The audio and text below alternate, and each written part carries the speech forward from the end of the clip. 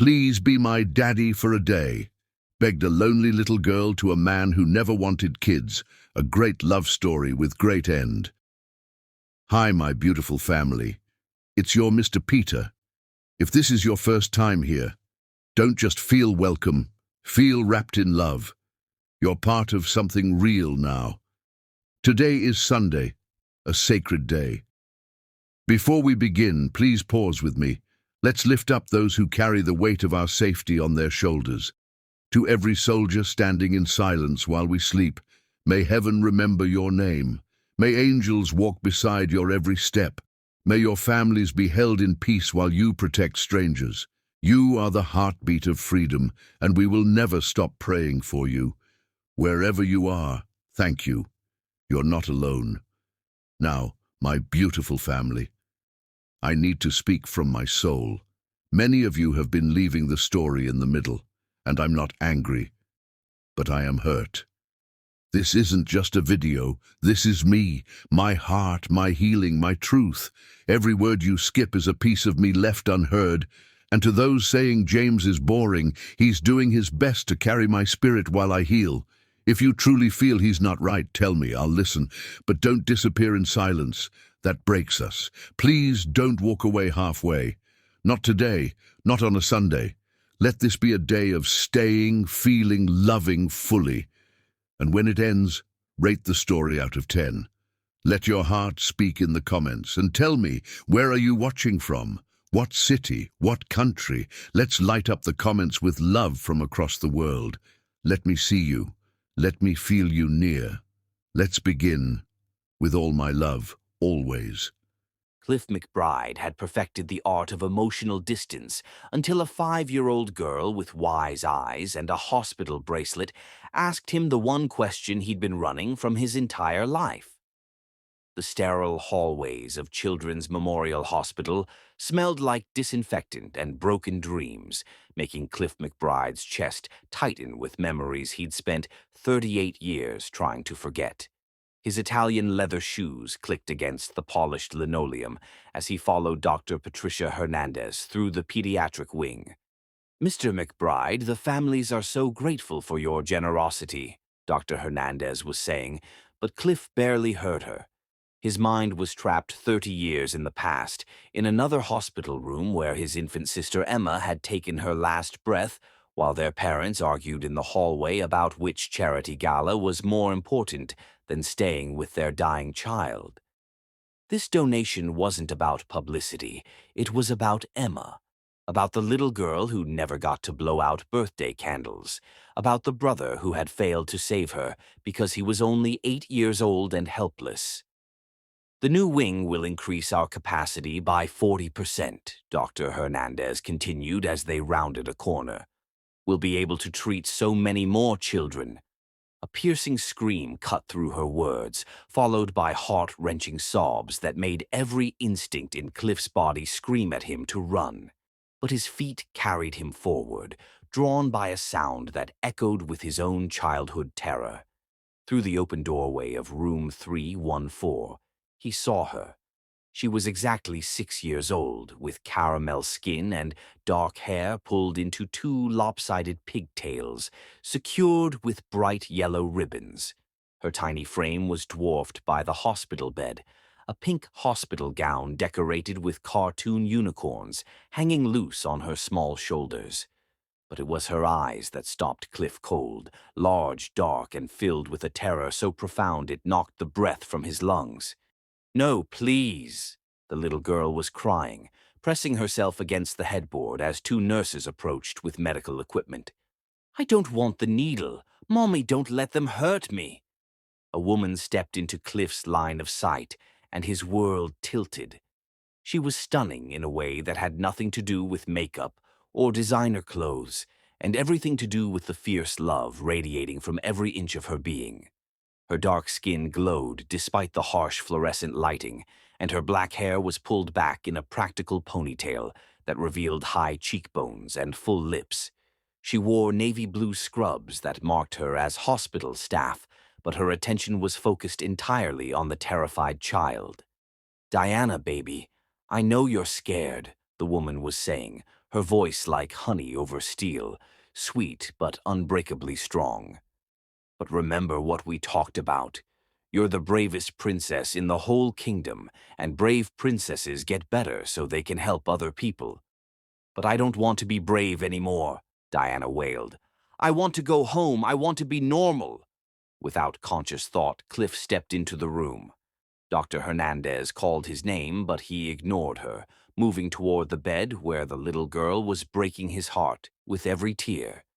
"Excuse me," the woman in scrubs said sharply, positioning herself protectively between Cliff and the child. "This is a private room." "What if I told you about a princess who was exactly your age, and even braver than you?" Cliff said quietly, addressing Diana directly. The little girl's sobs hiccuped to a stop, her tear-filled eyes focusing on him with curiosity. The woman, Diana's mother, he realized, stared at him with suspicion. "Sir, my daughter doesn't talk to strangers."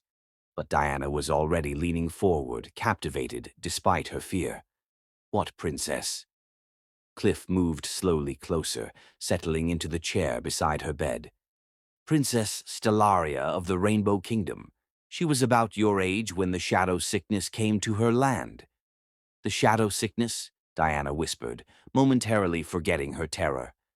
It made her feel tired and scared, and she had to see the royal healers every day. They had to give her special medicine through a magic needle. Diana's mother, he caught a glimpse of her name badge, Janie Lovell, RN, watched him with the wariness of a mother bear protecting her cub, but she didn't interrupt. "Did the needle hurt?" Diana asked in a small voice. "It did," Cliff said honestly. "But you know what Princess Stellaria discovered? Every time she was brave enough to take the medicine, she got a little bit of star magic inside her. And that star magic didn't just make her better, it made her strong enough to help other people who were scared and sick." "What happened to her?" "She decided that being brave for just a few minutes was worth a lifetime of being able to help others. So she took a deep breath, held her mama's hand, and let the royal healers give her the star magic. Will you stay while I get my star magic?" Something cracked open in Cliff's chest, something that had been frozen solid for 3 decades. "If your mama says it's okay." Janie Lovell studied his face for a long moment, and Cliff had the strange sensation of being seen, really seen, for the first time in years. Whatever she found there must have satisfied her, because she nodded slowly. The procedure took 20 minutes. Diana held her mother's hand and stared at Cliff the entire time, listening as he spun an elaborate tale about Princess Stellaria's adventures. When it was over and Diana was settled back against her pillows with a brave smile, she looked at Cliff with eyes that held far too much wisdom for someone so young. "Thank you for the story," she said softly. Then, so quietly, he almost missed it. "Are you somebody's daddy?" The question hit him like a physical blow. "No, sweetheart, I'm not." Diana's face fell slightly, and she looked down at her hands. When she looked up again, her eyes were bright with unshed tears. "Could you pretend to be my daddy? Just for today," she whispered. "Mine went away when I got sick, and I just want to know what it feels like. Just for one day." The world stopped. Cliff felt every wall he'd built around his heart crumble to dust. Across the bed, Janie's sharp intake of breath told him she was just as shocked by her daughter's request. "Diana," Janie said gently, her voice thick with emotion. "Honey, you can't just ask people." "It's okay," Cliff heard himself say. His voice sounded strange, rougher than usual. Yes, yes, I can pretend to be your daddy today."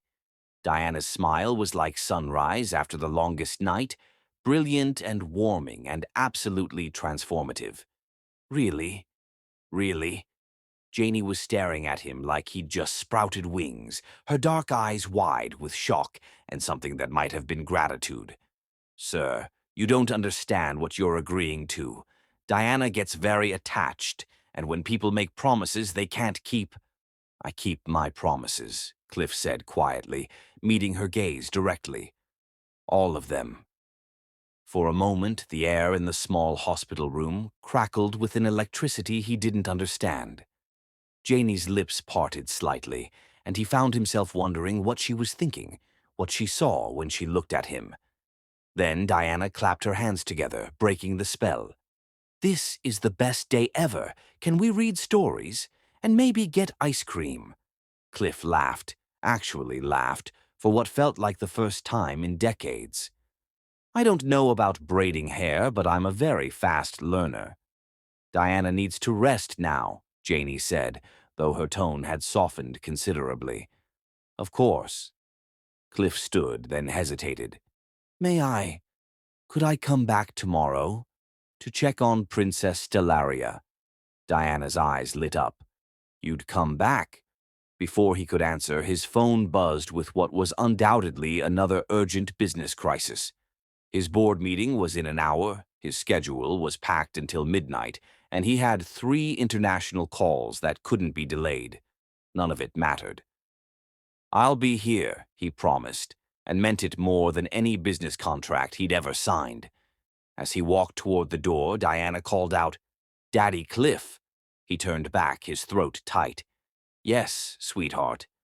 Thank you for making me brave." Outside in the hallway, Dr. Hernandez was waiting with barely concealed impatience. "Mr. McBride, we really should continue the tour. Your 3 o'clock is waiting."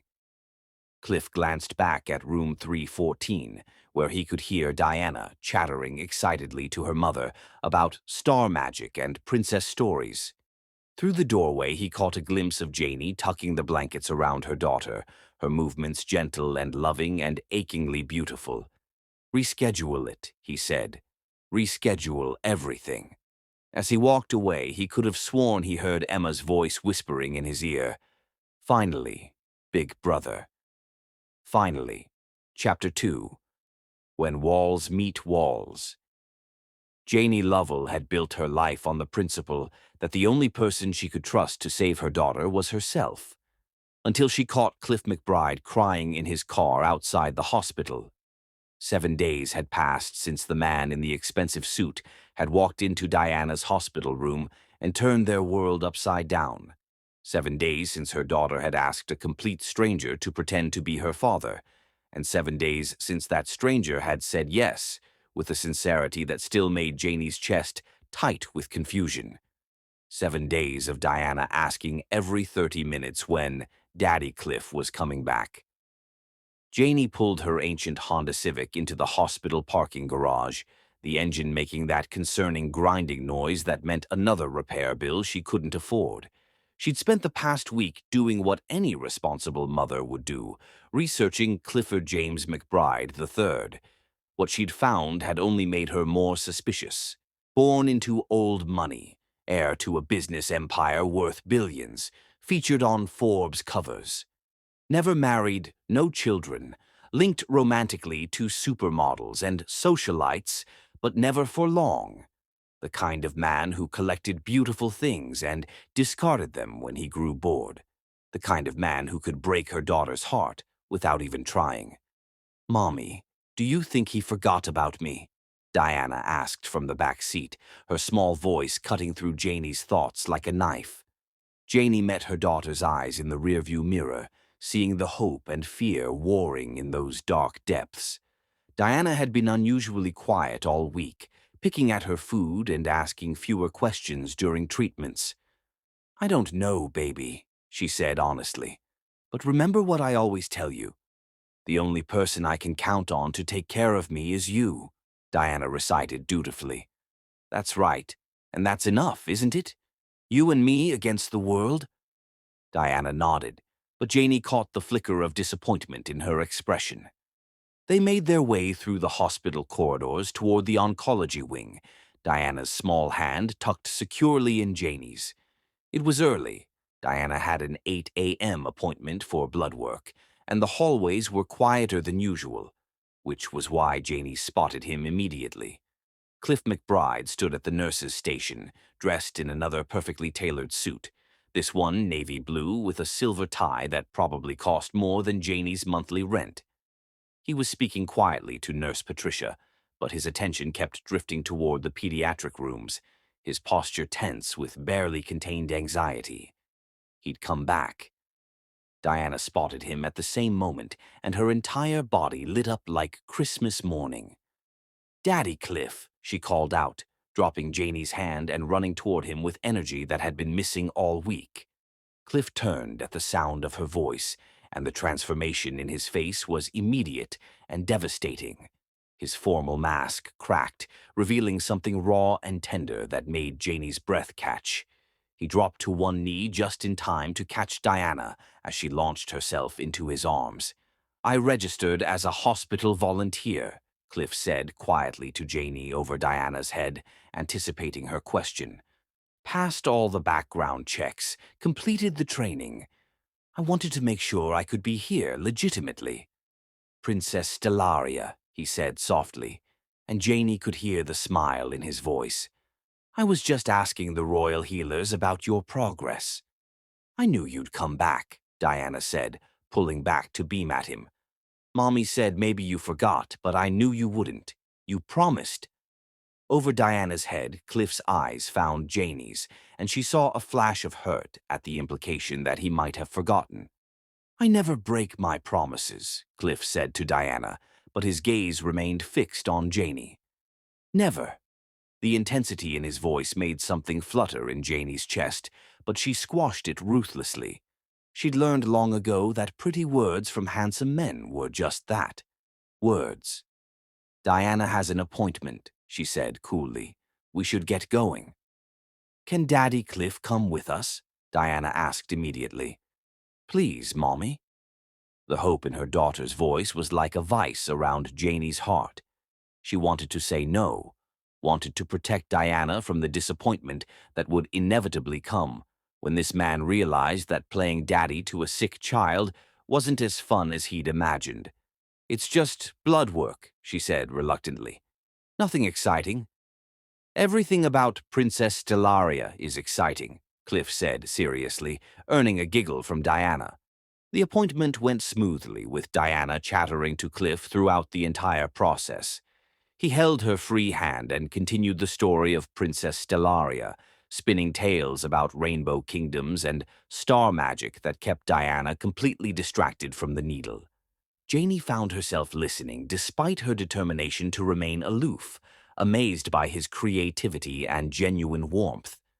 When it was over and Diana was armed with a princess band-aid and a sticker declaring her super brave, Cliff knelt down to her level. "I have to go to some very boring grown-up meetings now," he said gently. "But I was wondering if you and your mommy might have time for lunch tomorrow." Diana's eyes went wide. "Really? Like a real family?" The question hung in the air between them, heavy with implications that made Janie's stomach clench. Cliff's jaw tightened almost imperceptibly, and she saw something flicker across his face. Pain, maybe, or longing. "Yes," he said quietly. "Like a real family." "We'll see," Janie said instead of the flat refusal she'd planned, which earned a disappointed look from Diana but a small nod of understanding from Cliff.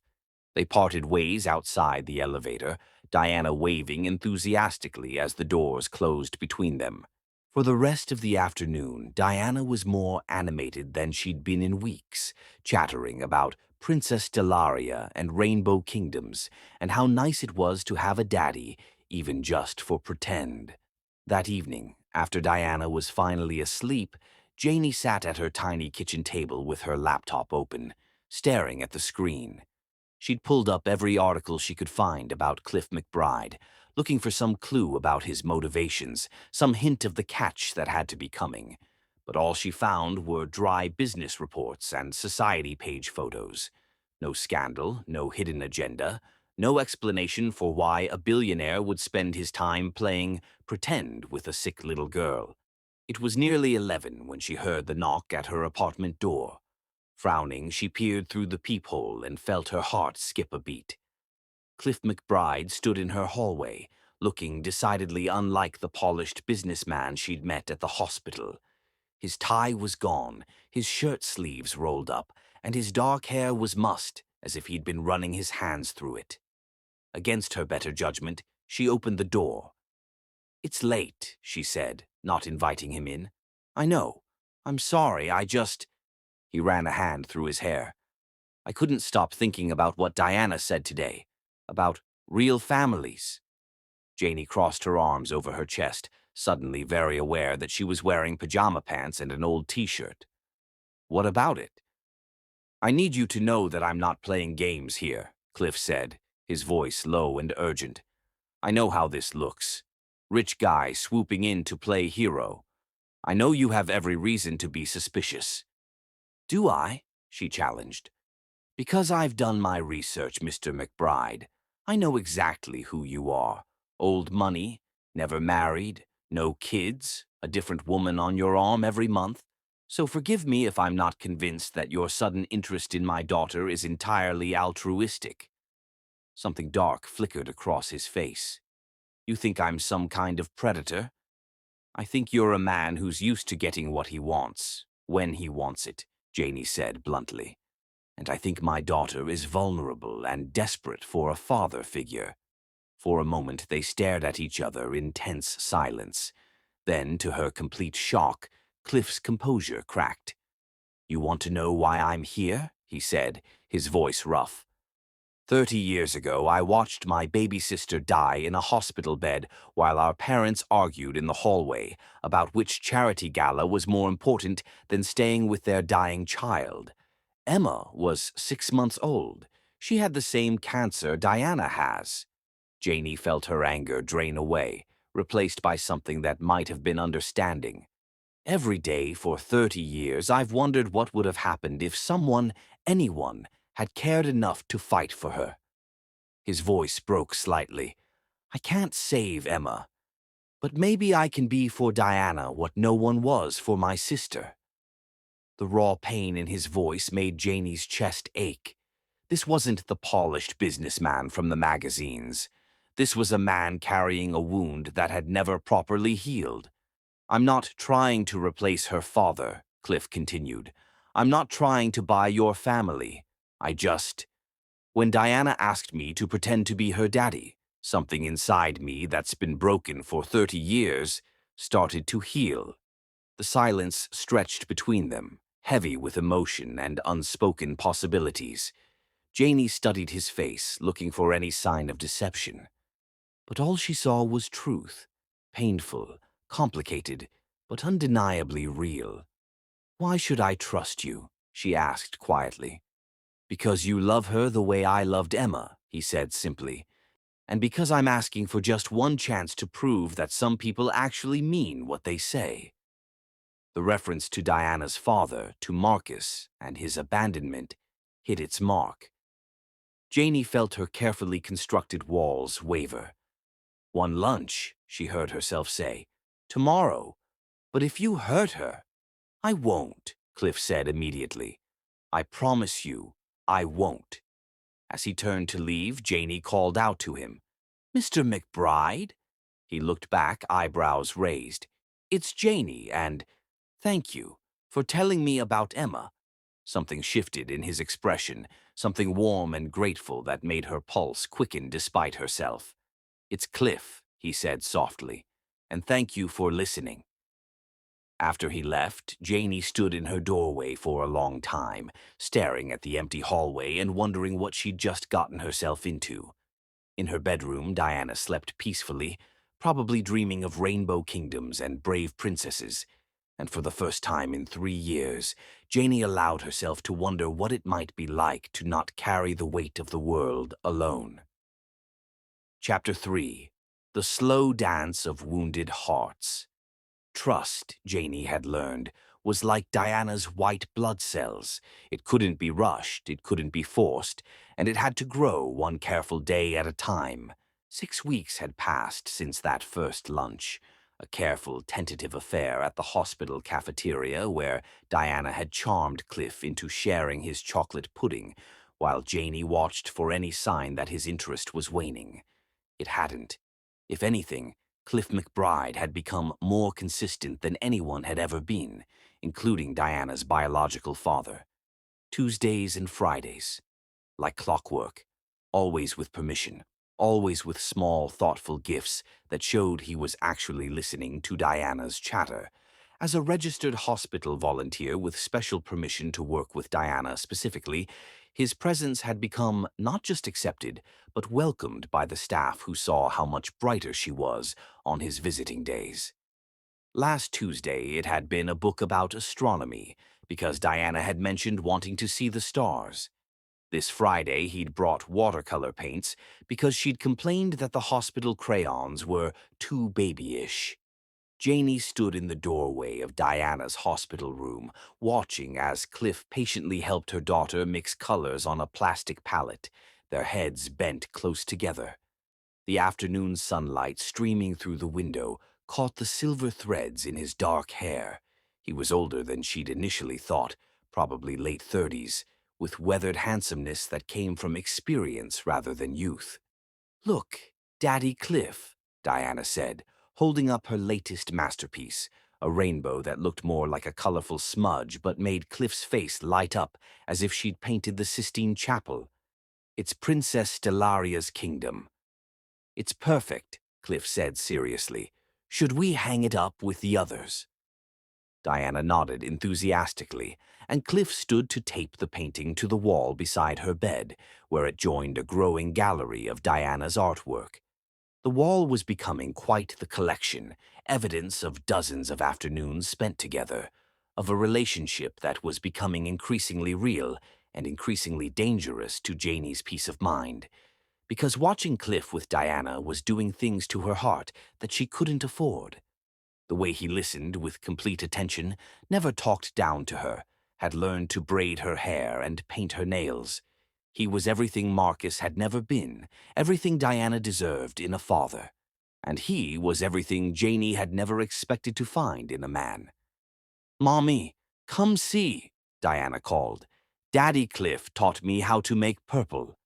"That's wonderful, baby," Janie said, moving into the room and trying to ignore the way Cliff's eyes followed her movements. Over the past 6 weeks, she'd become hyper-aware of his attention, the way he looked at her when he thought she wasn't watching. It was dangerous. She couldn't afford to develop feelings for a man who was essentially playing house with them. No matter how genuine his care for Diana seemed, Janie couldn't shake the feeling that this was all temporary. "How did the blood work look?" Cliff asked quietly, while Diana was absorbed in painting what appeared to be a castle. "Good," Janie said, settling into the chair beside Diana's bed. "Her numbers are improving steadily. Dr. Martinez thinks we might be able to reduce treatment frequency soon." Relief flickered across Cliff's face, and Janie felt that familiar flutter in her chest. His investment in Diana's health seemed completely genuine, and that scared her almost as much as it comforted her. "That's wonderful news," he said, then hesitated. "I was wondering, there's a charity gala next Friday night. The Children's Hospital Foundation is being honored, and I thought, would you like to come? As my guest?" Janie's automatic refusal died on her lips as she saw Diana perk up with interest. "A real party?" Diana asked excitedly.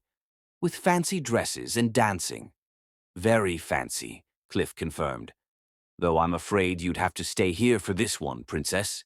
It's past your bedtime." Diana's face fell slightly, but she nodded with resignation. It broke Janie's heart. "I don't think," Janie began. "Please, Mommy," Diana interrupted. "You never get to do fun things, and Daddy Cliff would take really good care of you." The innocent trust in her daughter's voice made Janie's throat tight.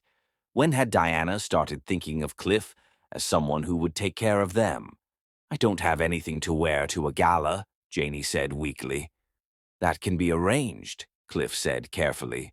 "There are some very talented personal shoppers." "No." The word came out sharper than she'd intended. "I don't accept charity." She saw hurt flash across his face before he masked it. "It wouldn't be charity. It would be a friend helping another friend." Friends don't buy friends' $1,000 dresses. The question hung between them, highlighting the vast difference in their circumstances. He was a man who probably spent more on lunch than she made in a week. "I'll think about it," Janie said finally, which earned a bright smile from Diana and a nod of understanding from Cliff. Later, after Diana had fallen asleep and Cliff had said his goodbyes, Janie walked him to the elevator, as had become their routine. The hospital corridors were quieter in the evening, and their footsteps echoed softly. "You look tired," Cliff observed. Janie glanced at him, noting the concern in his gray eyes. "It's been a long week." Between Diana's treatments, her own shifts at the hospital, and the constant worry that never quite left her shoulders, Janie felt like she was barely keeping her head above water. The only bright spots in her days were these moments with Cliff, and that realization terrified her. "When's the last time you took a break?" Cliff asked. "Really took a break?" "Mothers don't get breaks," Janie said with a tired smile, especially not single mothers with sick children. The elevator arrived, but neither moved to get on. Instead, Cliff turned to face her fully. "I need you to know that I'm not going anywhere," he said quietly. "I know you don't trust easily, and I understand why. But I'm not Marcus. I'm not going to disappear when things get complicated." "How can you promise that?" Janie asked, her voice barely above a whisper.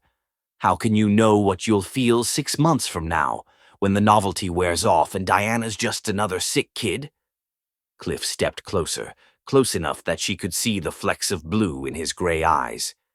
"Because in 6 weeks, you've both become more important to me than anything else in my life," he said, his voice rough with emotion. "Because I've rearranged my entire schedule around Tuesday and Friday afternoons. Because I go to sleep thinking about Diana's laugh and wake up wondering how you're holding up." Janie's breath caught. "Cliff, I'm falling for you," he continued. "Both of you.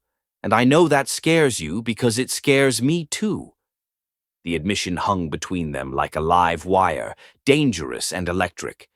Janie felt her carefully constructed walls trembling. "I can't," she whispered. "I can't risk Diana getting hurt. She's already so attached to you, and if you change your mind—" "I won't change my mind," Cliff said firmly. "I'm not asking you to trust me blindly. I'm asking you to give me a chance to prove that I mean what I say." Before Janie could respond, her phone buzzed with a text message. She glanced down and felt her stomach drop. "Diana's asking for you. She's having nightmares again. Patricia." "I have to go," Janie said, backing toward Diana's room. "She needs me." "Of course," Cliff said immediately. "Go. Take care of her." As Janie hurried back down the hallway, she heard the elevator doors close behind her, carrying Cliff away. But his words echoed in her mind. "I'm falling for you." She found Diana sitting up in bed, tears streaming down her small face. "Mommy, I had the scary dream again.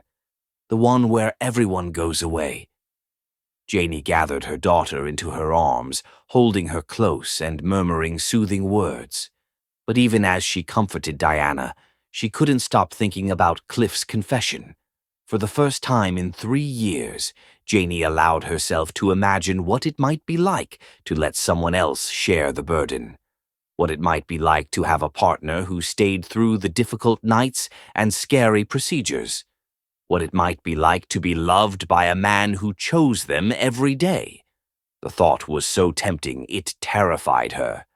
Meanwhile, 3 floors below in the parking garage, Cliff sat in his car with his head in his hands, his heart pounding from the weight of his confession.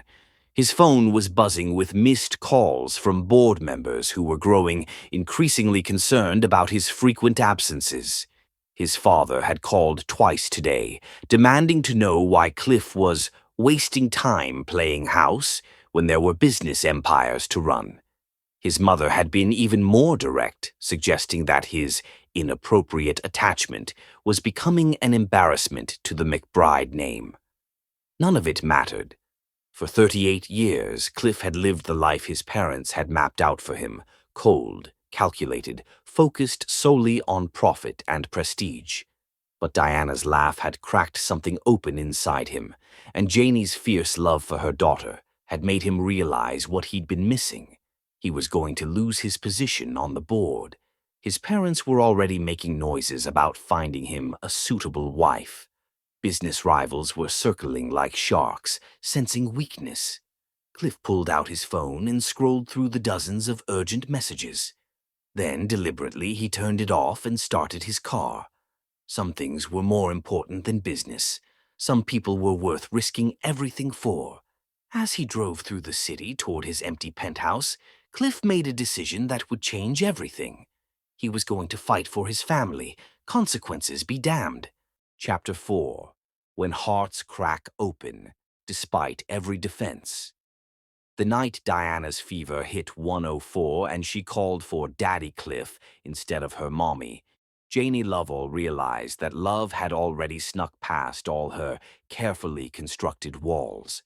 At 2:47 a.m. on a Thursday night that would forever divide Janie's life into before and after, her phone exploded with the kind of call that every mother of a sick child dreaded.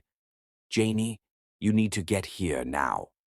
Dr. Martinez's voice was tight with controlled urgency. "Diana's developed a severe infection. Her port site is inflamed, she's running a high fever, and we need to take her into emergency surgery." The words hit Janie like physical blows as she stumbled out of bed, already reaching for her clothes. "How high is her fever?" 104.2 and climbing. "We've started aggressive antibiotics, but if the infection has spread to her bloodstream..." Dr. Martinez didn't need to finish. They both knew how quickly sepsis could kill a child Diana's age. "I'll be there in 20 minutes, Janie said, her voice surprisingly steady despite the terror clawing at her chest. "Janie," Dr. Martinez said gently, "you should call someone. You shouldn't be alone for this." But there was no one to call. Diana's grandparents lived 3 states away and hadn't spoken to Janie since she'd gotten herself pregnant. Her few friends were fellow nurses with their own families. She'd spent 3 years building a life that depended on no one but herself. And now, in the darkest hour, that independence felt like the loneliest thing in the world. Except, before she could think too hard about it, Janie found herself dialing Cliff's number. The phone rang once, twice, and she was just about to hang up when his voice came through, instantly alert despite the late hour. "Janie? What's wrong?" "Diana's sick," she said, and her voice cracked on the words. "Really sick. They're taking her into emergency surgery and I'm scared." "I'm on my way," Cliff said immediately, and she could hear movement in the background. "Which hospital?" "Children's Memorial." "But Cliff, you don't have to." "I'm already in the car," he said firmly. "I'll be there in 15 minutes. Hold on, sweetheart. Just hold on." The endearment, spoken with such tender concern, broke something loose inside Janie's chest. She'd been holding on for so long that she'd forgotten what it felt like to have someone else offer to carry part of the weight. The drive to the hospital was a blur of red lights and prayers. Janie's hands shook as she parked, taking a moment to compose herself before walking through the sliding doors. Diana needed her to be strong. She found her daughter in the pediatric emergency bay, small and pale against white sheets, surrounded by monitors that beeped with mechanical precision. Diana's eyes were glassy with fever, but they tracked to Janie's face with desperate relief. "Mommy," Diana whispered, her voice hoarse and small, "I feel really bad." "I know, baby girl," Janie said, taking Diana's burning hand. "The doctors are going to fix you up, okay? Are you going to stay with me?" "Every second," Janie promised. "I'm not going anywhere." Dr. Martinez appeared at the foot of the bed, his expression grave. "We need to move quickly. The infection is aggressive, and we need to remove the port before it spreads further." As they began preparing Diana for surgery, Diana's feverish eyes searched the room. "Where's Daddy Cliff?" she asked, the question so quiet Janie almost missed it. Janie's throat closed up. In her panic, she'd called Cliff without thinking, but now she wondered if she'd made a mistake. What if he didn't come? What if Diana waited for him and he never showed up? "He's coming, sweetheart," Janie said, praying it was true. "He'll be here soon. Promise?" Before Janie could answer, a familiar voice cut through the controlled chaos. "Did someone call for Daddy Cliff?" Janie turned to see Cliff striding through the doors, still in pajama pants and a hastily thrown-on sweater, his hair mussed and his face etched with worry. He looked nothing like the polished businessman she'd first met, and everything like a man who had dropped everything to rush to his family's side. Diana's face lit up, despite her fever. "You came." "Of course I came," Cliff said, moving immediately to Diana's bedside and taking her free hand. "Princess Stellaria needed her royal guard, didn't she?" "I'm really sick this time," Diana admitted, her lower lip trembling. "I know," Cliff said gently, "but you know what?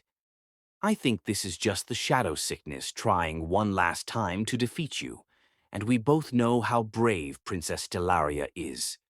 As the medical team finished preparations and began wheeling Diana toward the operating room, Cliff walked alongside the gurney, never letting go of her hand. At the surgical suite doors, he leaned down and whispered something in Diana's ear that made her giggle despite everything.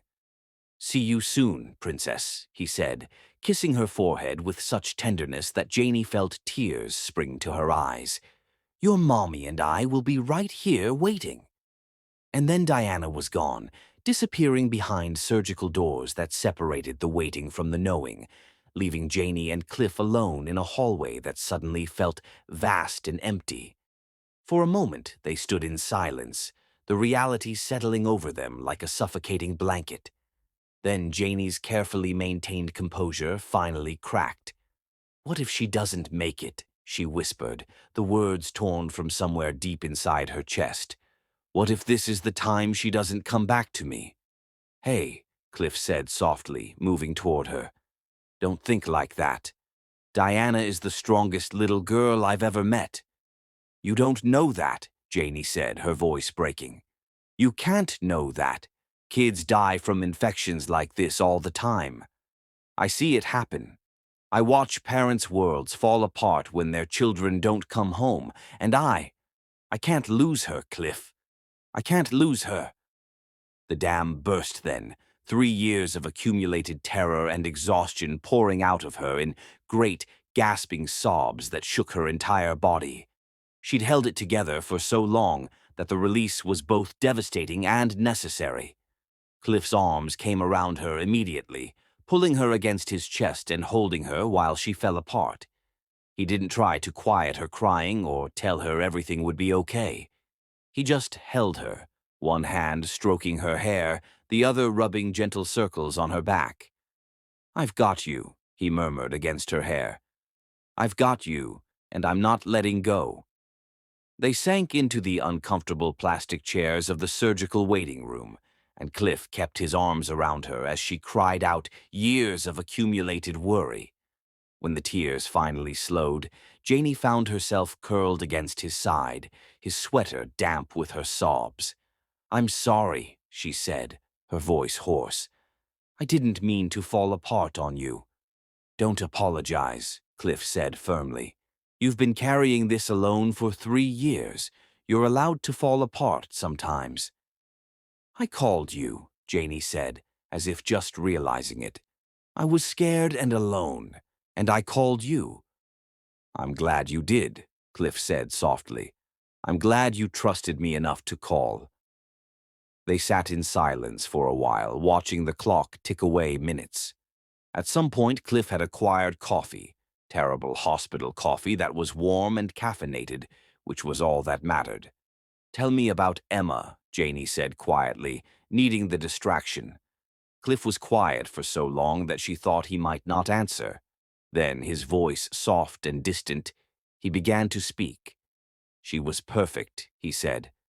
6 months old with these huge blue eyes and the most infectious giggle. She'd light up whenever I walked into the room. His voice caught slightly. I used to sneak into her room at night just to watch her sleep. What happened? Acute lymphoblastic leukemia, same as Diana. Cliff's arms tightened around her slightly. But 30 years ago, treatment options were more limited. And my parents. He paused, pain flickering across his features. They were more concerned with maintaining their social obligations than staying by her bedside. Where were you? 8 years old and powerless, Cliff said bitterly. The night she died, I was at home with a nanny while my parents attended a museum gala. Janie lifted her head to look at him, seeing the guilt and pain that still lived in his eyes. It wasn't your fault. I know that, logically, Cliff said, but the 8-year-old inside me has never forgiven himself for not being there. Is that why you're here now? Janie asked. Because of Emma. Cliff was quiet for a long moment. It started that way, he admitted. But it's not about Emma anymore. It's about Diana.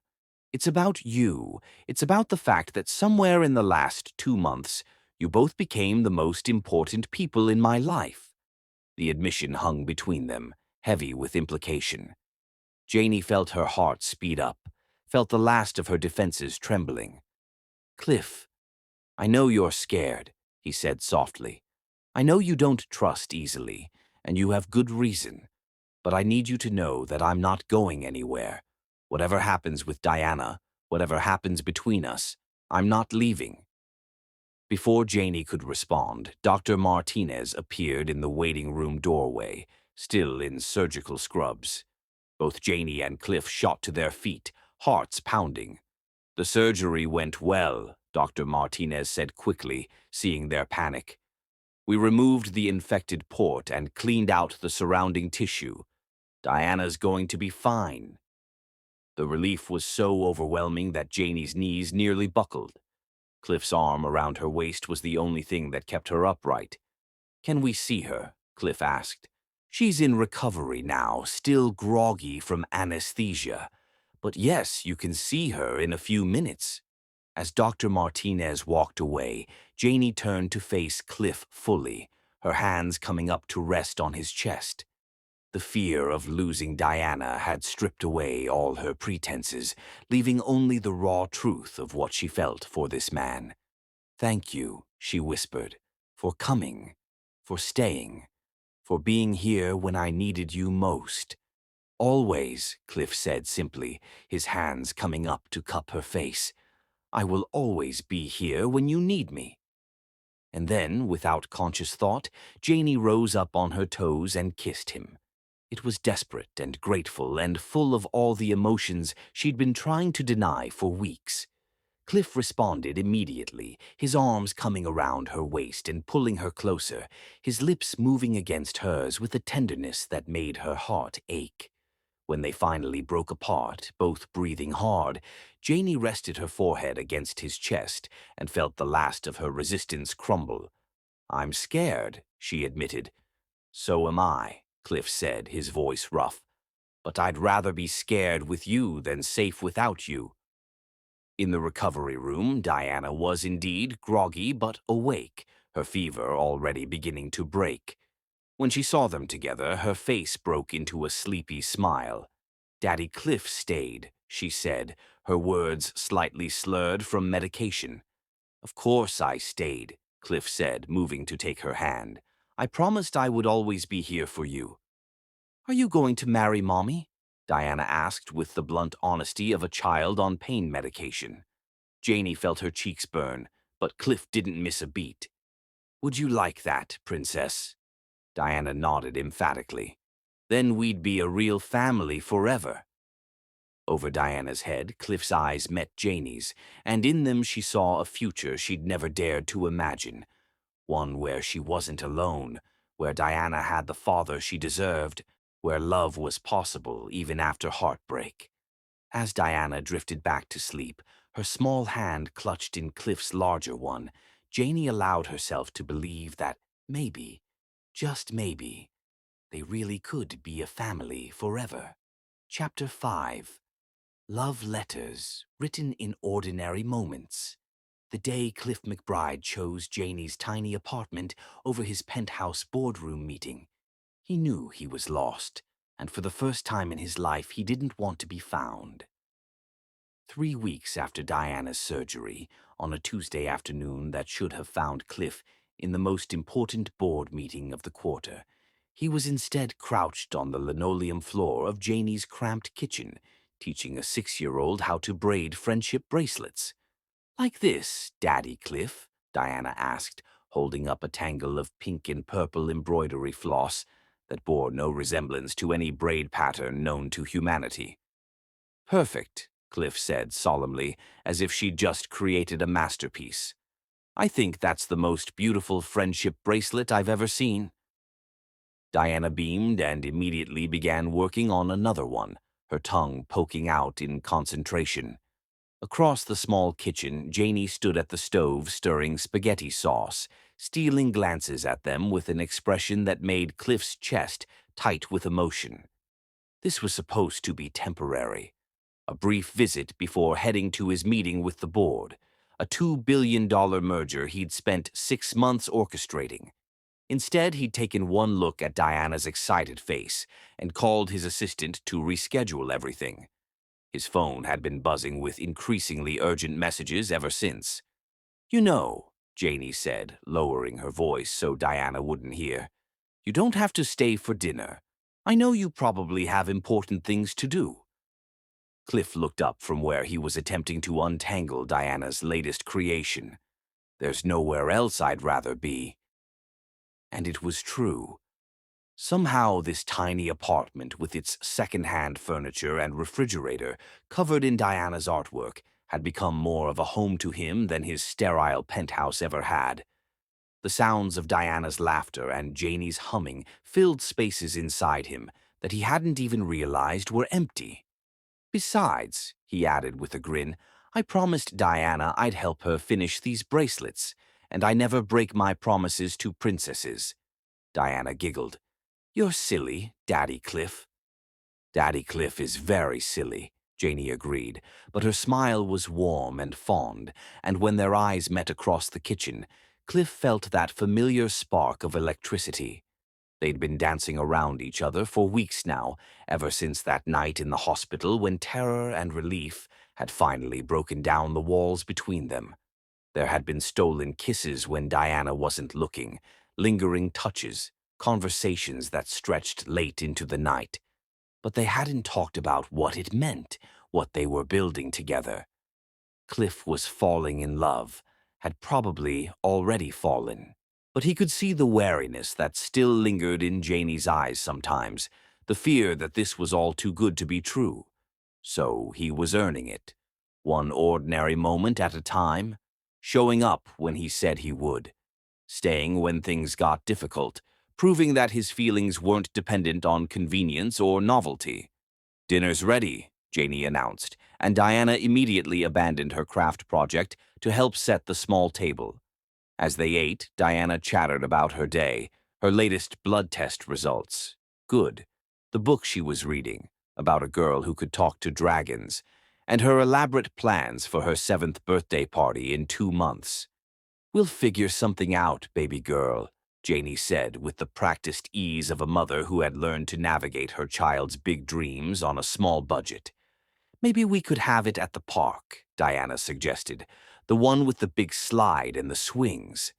"That would be perfect," Cliff agreed, but he was already making mental notes about party planners and pony rentals. He'd learned to be subtle about his contributions to Diana's happiness, knowing that Janie's pride would bristle at anything that seemed like charity. After dinner, they settled onto the small couch to watch a movie, some animated adventure about talking animals that Diana had chosen. Halfway through, Diana curled up between them and promptly fell asleep, her head on Cliff's lap and her feet tucked under Janie's thigh.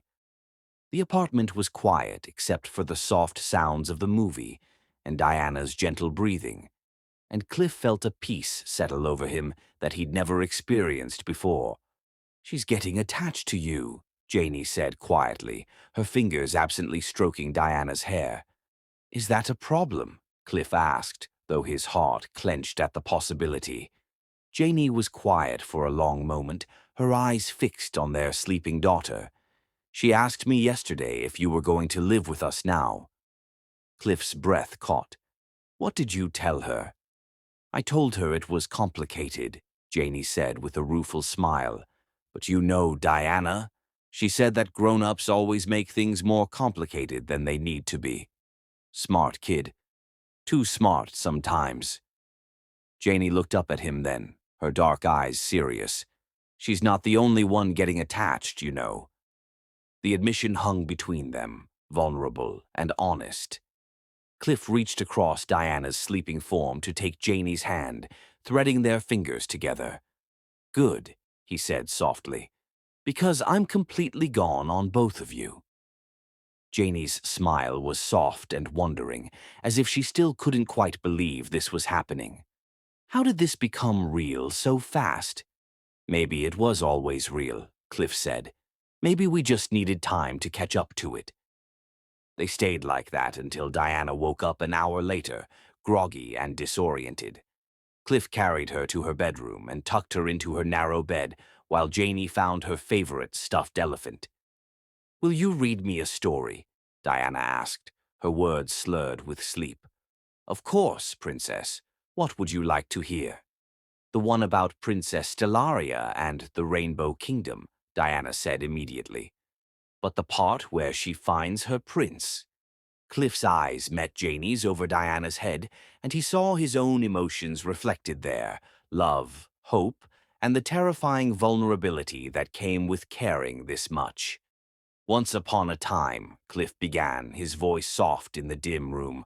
Princess Stellaria ruled the Rainbow Kingdom with wisdom and kindness, but even though she was brave and strong, she sometimes felt lonely. Because she didn't have a family, Diana added sleepily. That's right. Until one day when she was visiting the village to help the people, she met a knight who was lost and looking for his purpose. And they fell in love, Diana murmured, her eyes already drifting closed. They did, Cliff confirmed, his gaze still locked with Janie's. And they built a kingdom together, full of love and laughter and rainbow magic that lasted forever. By the time he finished the story, Diana was fast asleep. Cliff and Janie stood in the doorway for a moment, watching her peaceful face in the glow of her princess nightlight. She's going to be devastated if you change your mind, Janie said quietly as they made their way back to the living room. I'm not going to change my mind, Cliff said firmly. Janie, look at me. She turned to face him, and he saw the fear she was trying to hide, the bone-deep terror of a woman who'd been left before. I'm not him, Cliff said, taking her hands in his. I'm not Marcus. I'm not going to run when things get difficult. I'm here because I choose to be here, because this... He gestured around the small apartment, toward Diana's room, back to her. This is everything I never knew I wanted. Janie's eyes filled with tears. I'm scared, she whispered. So am I, Cliff admitted. I've never felt anything like this before, but being scared doesn't change how I feel about you. I love you, Janie said suddenly, the words spilling out before she could stop them. I didn't want to fall for you. I tried so hard not to, but I love you, and that scares me to death. Cliff's heart stopped, then started again, racing with joy and relief and overwhelming tenderness. I love you too, he said, cupping her face in his hands. I love you, and I love Diana, and I want to build a life with both of you that's nothing like the empty one I had before. When he kissed her this time, it was different from their first desperate kiss in the hospital. This was a promise, a beginning, a choice they were both making with open eyes and open hearts. They were still kissing when Cliff's phone rang, shrill and insistent in the quiet apartment. He ignored it, deepening the kiss instead, losing himself in the taste and feel of the woman who had become his everything. But the phone rang again and again, until finally Janie pulled back with a breathless laugh. "You should answer that," she said. "It might be important." Cliff glanced at the caller ID and felt reality crash back into their perfect bubble. "It's my father." The warmth in Janie's expression cooled slightly. Cliff had told her about his family, about their cold disapproval of his distraction, about the pressure they were putting on him to end what they saw as an inappropriate relationship. "Answer it," Janie said, stepping back. "I'll clean up the kitchen." Cliff wanted to ignore the call, to stay in this moment where nothing existed except the three of them and the love they were building. But he knew his father would keep calling until he picked up. "Father," he said, accepting the call. "Clifford." His father's voice was cold and disapproving, as always. "I've been trying to reach you all afternoon. Margaret Henderson called to complain that you missed the board meeting. Again." "I had something more important to take care of," Cliff said, watching Janie move around the kitchen. "More important than a $2 billion merger." His father's voice rose slightly. "Clifford, this has gone on long enough. Your obsession with this woman and her child is becoming an embarrassment." "Her name is Janie," Cliff said coldly. "And Diana is not just any child. They're my family." "They are not your family," his father snapped. "They're a nurse and her sick daughter. You have responsibilities, obligations." "I have a life," Cliff interrupted. "For the first time in 38 years, I have a life that means something to me." "And you're throwing it all away for what? Some misguided attempt to save a child because you couldn't save Emma?" The words hit like a physical blow, and Cliff felt his temper flare. "This has nothing to do with Emma, doesn't it? You're playing house with a sick little girl and her mother, reliving the childhood you think you should have had." "It is real," Cliff said firmly, "and I'm done with this conversation." "If you continue down this path, there will be consequences," his father warned. "The board is already questioning your judgment. How long before they move to replace you?" "Let them try," Cliff said, and ended the call. In the kitchen, Janie had gone very still, her hands frozen in the soapy dishwater. She'd obviously heard enough to understand what was happening. "Your family doesn't approve of us," she said quietly. "My family doesn't approve of anything that doesn't directly benefit their agenda," Cliff said, moving to stand behind her. "It doesn't matter what they think." "Doesn't it?" Janie turned to face him, her expression troubled. "Cliff, I heard what he said about your business. If being with us is going to cost you everything—" "It's not going to cost me anything that matters," Cliff said firmly. "And even if it did, it would be worth it." But even as he said the words, Cliff felt the weight of the choice settling on his shoulders. His father was right about one thing. The board was growing restless. There would be consequences for his divided attention, his missed meetings, his refusal to put business before everything else. He just hoped those consequences wouldn't be more than they could handle. For now, though, none of that mattered. What mattered was the woman in his arms and the little girl sleeping peacefully in the next room, trusting him to be there when she woke up. What mattered was the family they were building, one ordinary moment at a time. Chapter 6. When the Past and Future Collide. The morning Marcus Rivera walked into Diana's hospital room with a court order and a lawyer, Janie learned that some nightmares don't stay buried. They just wait for the perfect moment to destroy everything beautiful. Janie was helping Diana with her physical therapy exercises when she heard the commotion in the hallway. Raised voices, the sharp click of expensive shoes on linoleum, and the particular kind of tension that always preceded bad news. She glanced toward the doorway just as a man she'd spent 3 years trying to forget stepped into their carefully constructed sanctuary. Marcus Rivera looked exactly the same as the day he'd walked out of their lives. Tall, lean, with practiced charm that had once fooled her into thinking he was capable of love. His dark hair was perfectly styled, his suit expensive but not ostentatious, and his smile held the same cold calculation that had taken her far too long to recognize. Behind him stood a sharp-suited woman carrying a briefcase, her expression professional and predatory. A lawyer. "Hello, Janie," Marcus said, his voice carrying that familiar note of condescension.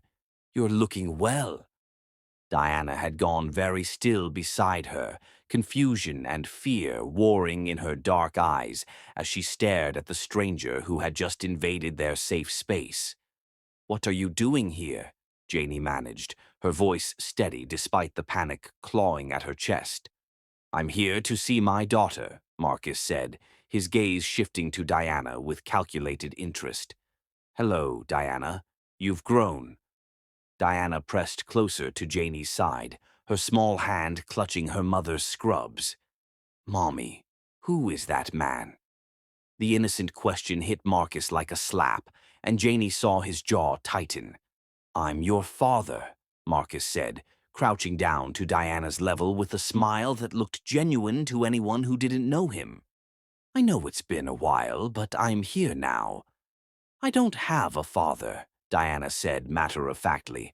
"I have Daddy Cliff."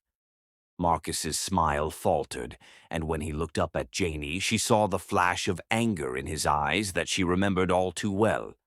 "We need to talk," he said, standing and straightening his suit jacket. "Privately." "There's nothing to talk about," Janie said firmly. "You gave up any right to be part of our lives when you walked away." "Actually," the lawyer interjected, stepping forward with a manila folder, "my client has every legal right to be part of his daughter's life. Mr. Rivera never relinquished his parental rights, and he's prepared to pursue full custody if necessary." The words hit Janie like physical blows. "Custody? You can't be serious." "Dead serious," Marcus said, his mask dropping completely. "I've done my research, Janie.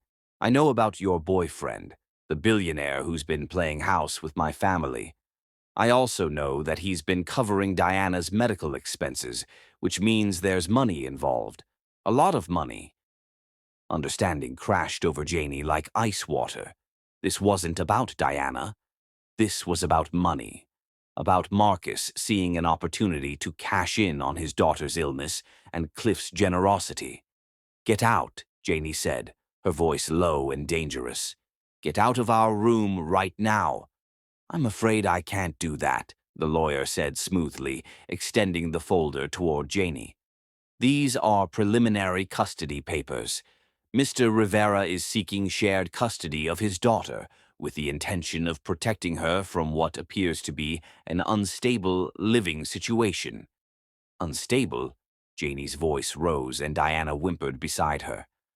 "I've raised her alone for 3 years while he was nowhere to be found."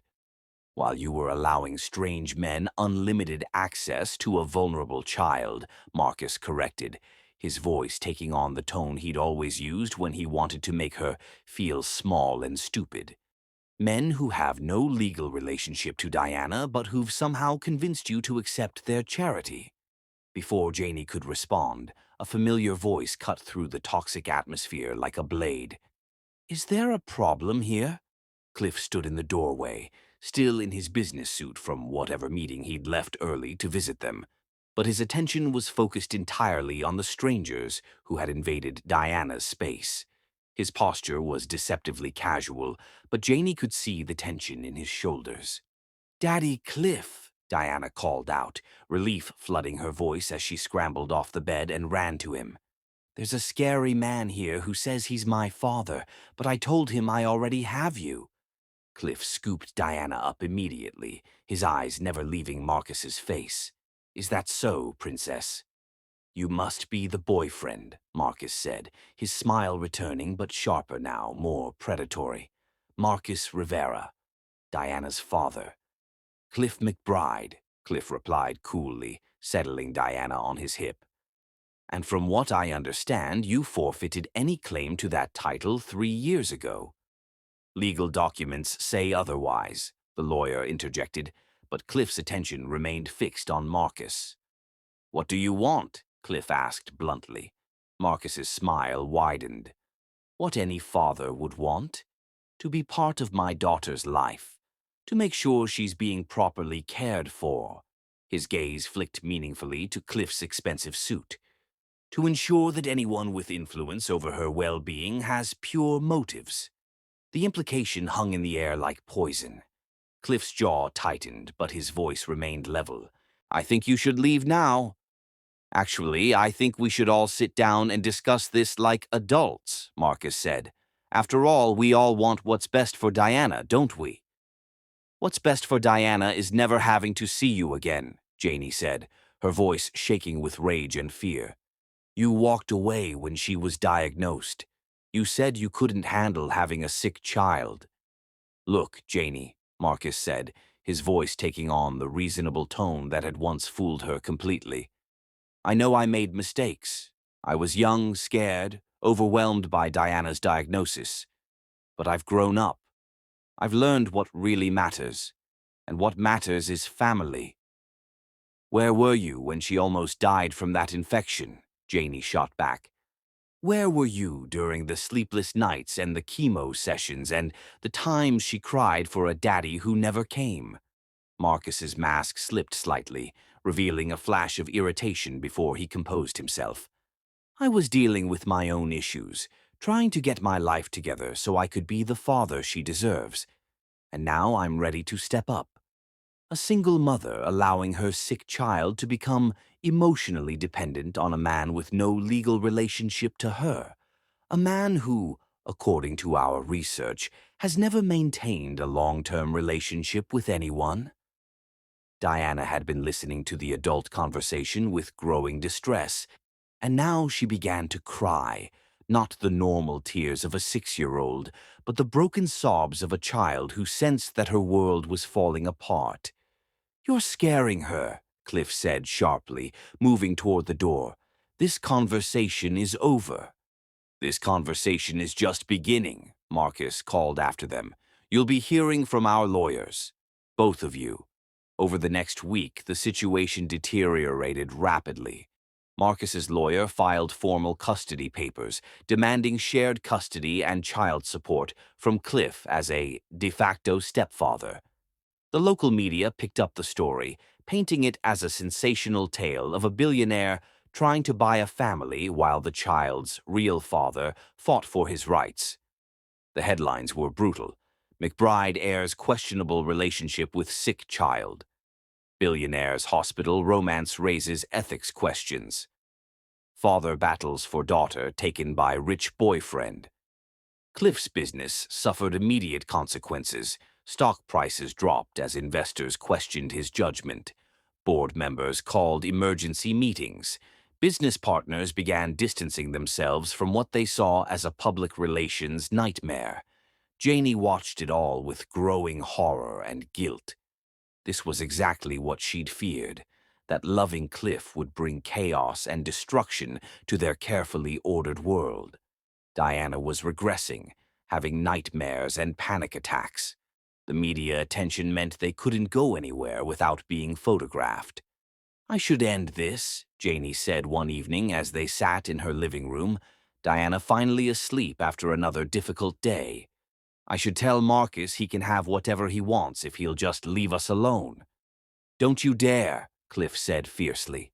"That's exactly what he wants, to destroy what we have and profit from the wreckage." "Look what knowing us has cost you," Janie said, gesturing toward the stack of newspapers on her coffee table, each one featuring unflattering photos and damaging headlines. "Your reputation, your business, your family relationships." Cliff moved to kneel in front of her chair, taking her hands in his. "Everything," he said simply. "I'm willing to lose everything rather than lose you and Diana." "But what if you don't have a choice?" Janie asked, tears streaming down her face. "What if loving us destroys you completely?" "Then I'll rebuild," Cliff said firmly. "But I'll rebuild with you by my side, not alone in some sterile penthouse wondering what might have been." Despite his words, Janie could see the strain in his face, the exhaustion that came from fighting battles on multiple fronts. His phone rang constantly with crisis management calls. Even his security team was struggling to manage the media attention. The final blow came when Diana's doctors expressed concern about her emotional state affecting her recovery. The stress of the custody battle and media attention were taking a visible toll on her health. Something has to change, Dr. Martinez told them during their morning meeting. Her anxiety levels are through the roof, and that's affecting her immune system. The emotional trauma could impact her treatment response.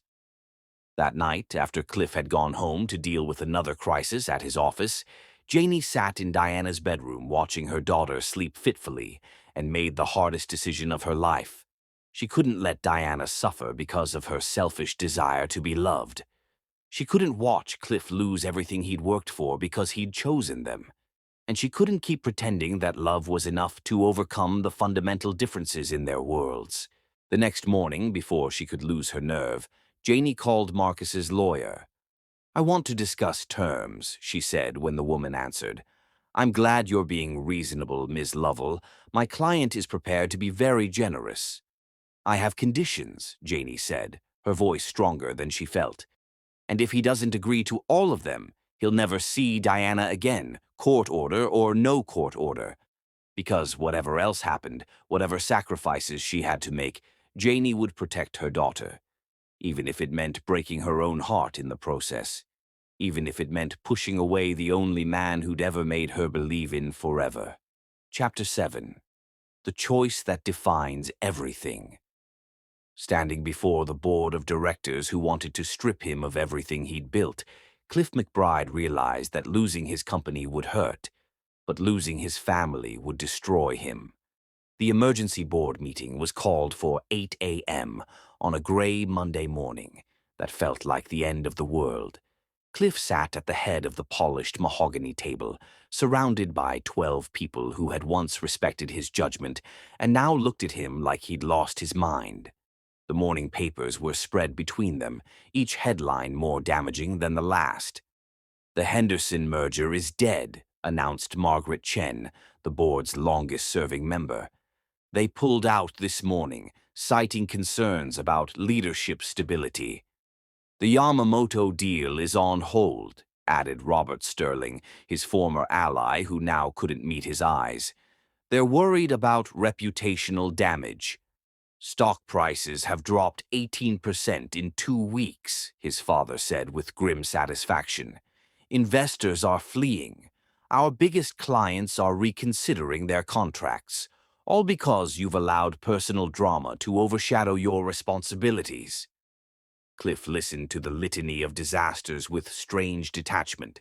A year ago, any one of these problems would have consumed his every waking moment. Now, all he could think about was Diana's pale face that morning when she'd asked if the scary man was going to take her away. "What's your solution?" he asked quietly. "Simple," his father said, leaning forward with a predatory smile. "End the relationship. Publicly. Issue a statement saying you realize the inappropriate nature of your involvement and that you're stepping back to focus on your responsibilities." "Absolutely not." The words came out flat and final, and the room fell silent. "Clifford," his father said carefully, "perhaps you didn't understand. This isn't a negotiation. This is an ultimatum. Choose the company or choose them. Then I choose them."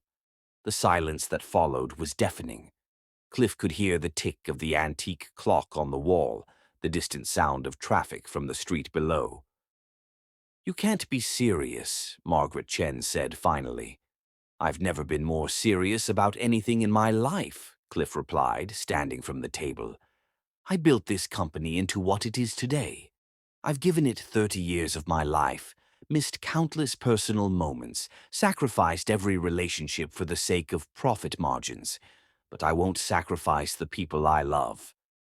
"Those people are destroying everything you've worked for," Robert Sterling exploded. "No," Cliff said calmly. "For the first time in my life, my judgment is perfectly clear. I know what matters. I know what's worth fighting for. And it's not this room or these numbers or your approval. His father stood as well, his face flushed with anger. "If you walk out of this room, if you choose that woman and her child over your family legacy, there's no coming back. We'll remove you as CEO immediately. You'll lose controlling interest in the company." "I understand. You'll be giving up billions of dollars. I'll be gaining the only thing that's ever made me truly happy." Cliff moved toward the door, then paused and turned back. "I hereby resign as Chief Executive Officer of McBride Enterprises, effective immediately," he said formally. "I'll retain my shares as a private investor, but I will no longer participate in the day-to-day operations of this company." In the elevator down to the lobby, Cliff felt a strange sense of lightness, as if he'd been carrying a massive weight for years without realizing it. His phone was already buzzing with calls from reporters and business associates, but he turned it off and slipped it into his pocket.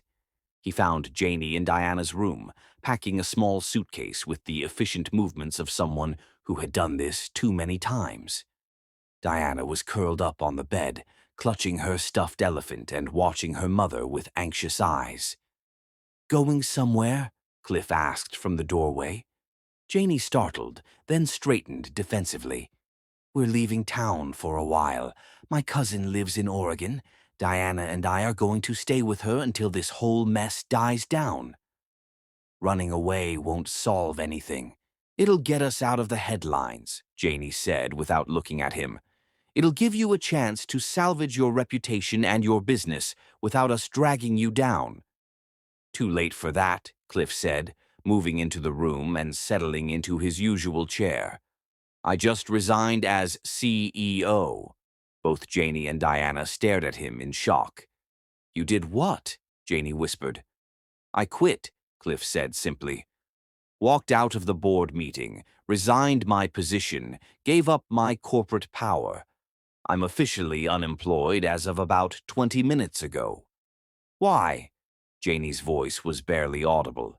"Because they asked me to choose between my company and my family," Cliff said, reaching out to take Diana's hand. "And that wasn't really a choice at all." Diana launched herself into his arms, wrapping her small arms around his neck with desperate relief. "Does this mean you're not going away?" "I'm not going anywhere, Princess," Cliff promised, holding her tight. "Not ever." Over Diana's head, he saw tears streaming down Janie's face. "Cliff, what have you done? That company was your life." "No," Cliff said firmly. "You and Diana are my life. The company was just what I did to fill the empty hours before I found you." Before Janie could respond, there was a commotion in the hallway. Diana's lawyer, Sarah Coleman, whom Cliff had hired despite Janie's initial protests, appeared in the doorway with barely contained excitement. "We need to talk," Sarah said. "All of us. Right now." They gathered in a small conference room, Diana coloring quietly while the adults discussed her future. Sarah spread documents across the table with the satisfaction of someone who'd just solved a complicated puzzle. "Marcus Rivera made a mistake," she announced. "A big one." "What kind of mistake?" Janie asked warily.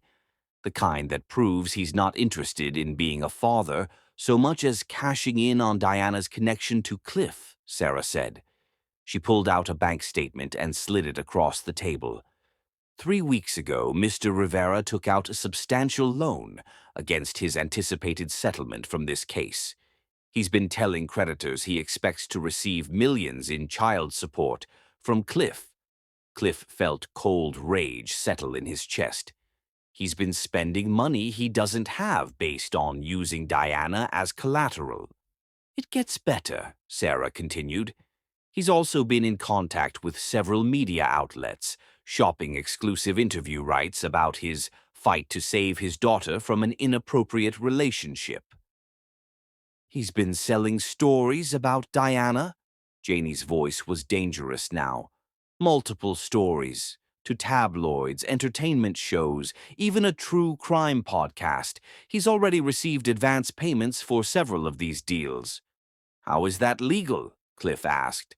"It's not if he doesn't have custody," Sarah said with satisfaction. but he's been representing himself as Diana's primary parent, which constitutes fraud. We have documented evidence of him monetizing her story without Janie's consent. The pieces were falling into place. This proves his motives aren't about Diana's welfare. Exactly. And there's more. Sarah pulled out another document. Mr. Rivera has a gambling problem, significant debts to some very unpleasant people. This custody suit isn't about wanting to be a father. It's about financial desperation. The custody hearing was scheduled for 6 weeks later. In the days leading up to it, Marcus's lawyers made increasingly desperate offers: reduced visitation, smaller financial settlements, even complete withdrawal in exchange for a single large payment. "He's panicking," Sarah observed. "His creditors are circling, and he knows we have enough evidence to destroy his case." "I don't want his money," Janie said firmly. "I want him gone from our lives forever." The hearing itself was a somber affair in a sterile courtroom. Marcus sat at the plaintiff's table with his lawyer, looking polished and confident for the cameras, but unable to hide the desperation in his eyes. The judge, the Honorable Patricia Williams, was a no-nonsense woman in her 50s who'd clearly seen every possible variation of family drama. She listened to Marcus's lawyer paint a picture of a concerned father trying to rescue his daughter from an unstable situation. Then Sarah stood up for their side. "Your Honor, we'd like to present evidence that Mr. Rivera's interest in his daughter has nothing to do with paternal concern and everything to do with financial gain." What followed was a methodical destruction of Marcus's credibility: bank records showing his gambling debts, contracts with media outlets selling Diana's story, recorded phone calls where he bragged about his gold mine situation. By the time Sarah was finished, Marcus looked like exactly what he was: a desperate man trying to exploit his sick daughter for money. "I'd like to call Diana Lovell to the stand," Sarah said. Janie started to object, but Diana stood up on her own. "I want to talk to the judge," she said in her clear, 6-year-old voice. "I want to tell her about my family." The courtroom fell silent as Diana made her way to the witness stand, looking impossibly small but determined. "Hello, Diana," Judge Williams said gently. "Do you know why we're all here today?" "Because that man says he's my daddy and wants to take me away from Mommy and Daddy Cliff," Diana said, her 6-year-old voice clear but small in the big courtroom. "And how do you feel about that?" Diana looked across the courtroom to where Cliff and Janie sat, her dark eyes serious. "I know he made me," she said, using simpler words than the biological father phrase Janie had tried to teach her. "But he went away when I got sick. He said it was too hard. Daddy Cliff came when I was scared and he stayed, even when I had to get surgery and the medicine made me throw up." "What makes Daddy Cliff special?" Judge Williams asked. Diana thought for a moment, then spoke with the honest simplicity of childhood. "He picks me every day. That man just wants money from us. But Daddy Cliff wants to be my daddy 'cause he loves me." There wasn't a dry eye in the courtroom, including Judge Williams. Even Marcus's lawyer looked uncomfortable as the truth became undeniable. The judge's ruling was swift and decisive. Marcus's petition for custody was denied. His parental rights were terminated due to abandonment and demonstrated unfitness. Janie was awarded full custody with the court's recommendation that Cliff be allowed to formally adopt Diana. As they left the courthouse, Marcus made one last desperate attempt. "This isn't over," he called out to them. "I'll appeal. I'll find another way." Cliff turned back to face him, his expression calm but dangerous. "If you ever come near my family again, if you ever try to exploit Diana for money, if you so much as speak her name to another reporter, I will use every resource at my disposal to destroy you completely." Marcus took a step back, apparently recognizing something in Cliff's voice that convinced him the threat was real. That evening they celebrated quietly in Diana's hospital room. She was scheduled to go home the next day. Her latest scans had shown no signs of cancer, and her doctors were cautiously optimistic. "So what happens now?" Janie asked as they watched Diana play with new art supplies. "Now we become a real family," Cliff said simply. "I want to adopt Diana officially. I want to marry you, properly, with a ring and a ceremony, and vows that make it legal. I want to build a life together that has nothing to do with board meetings or stock prices." "What about your company?" "I'll start a new one, smaller, more focused on things that matter. Medical research, children's welfare, the kind of work that makes a difference." Cliff reached for her hand.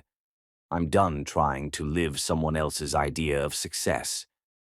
Diana looked up from her coloring book, glitter glue somehow smeared on her cheek.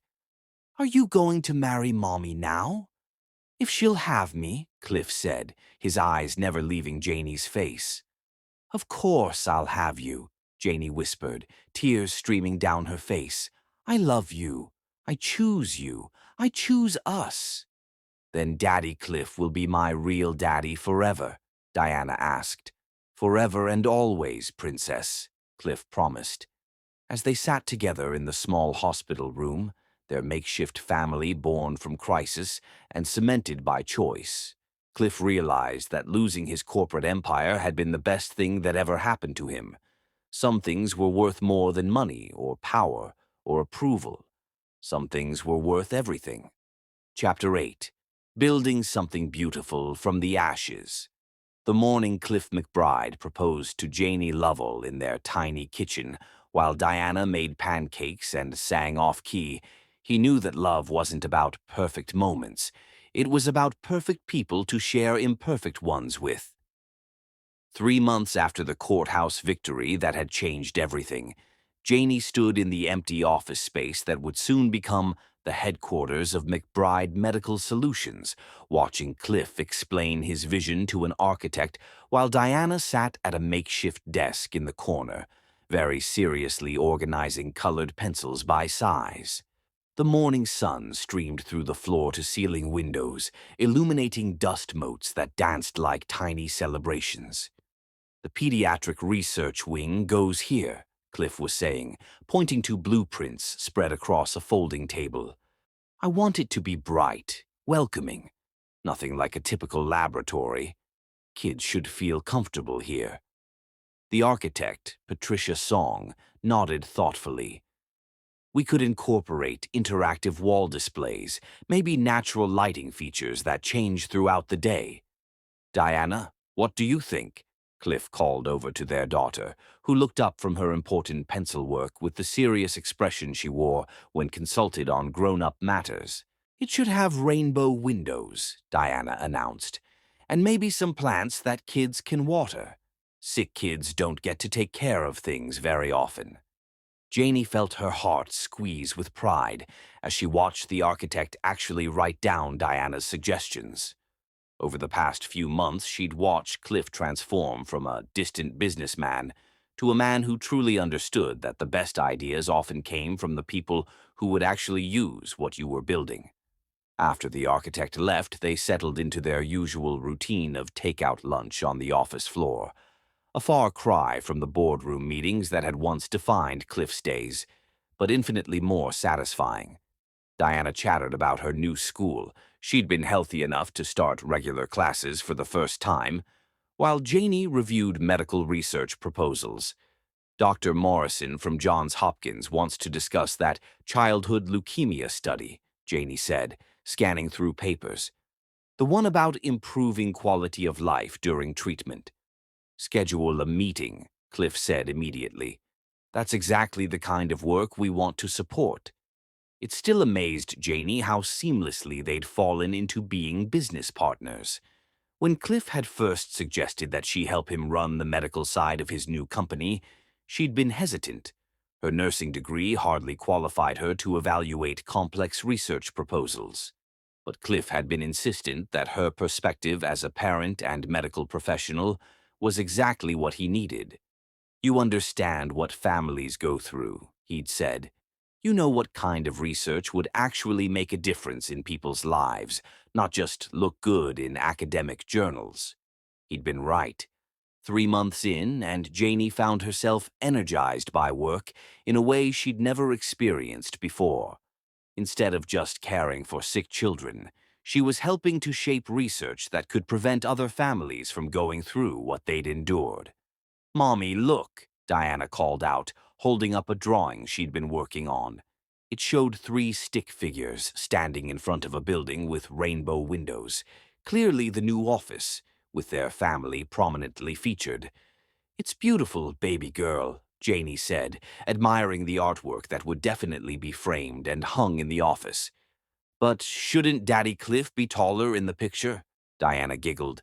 "He is tall, but love makes everyone the same size." The innocent wisdom hit both adults like a physical blow. Over Diana's head, Cliff's eyes met Janie's, and she saw her own emotions reflected there: gratitude, wonder, and an almost overwhelming sense of rightness about the life they were building together. Later that evening, after Diana was asleep in her new bedroom in Cliff's penthouse, which had been completely redesigned to accommodate a family, Janie found herself on the balcony overlooking the city lights. The custody battle and media circus felt like a lifetime ago, even though it had only been a few months. "Penny for your thoughts," Cliff said, joining her at the railing with 2 glasses of wine.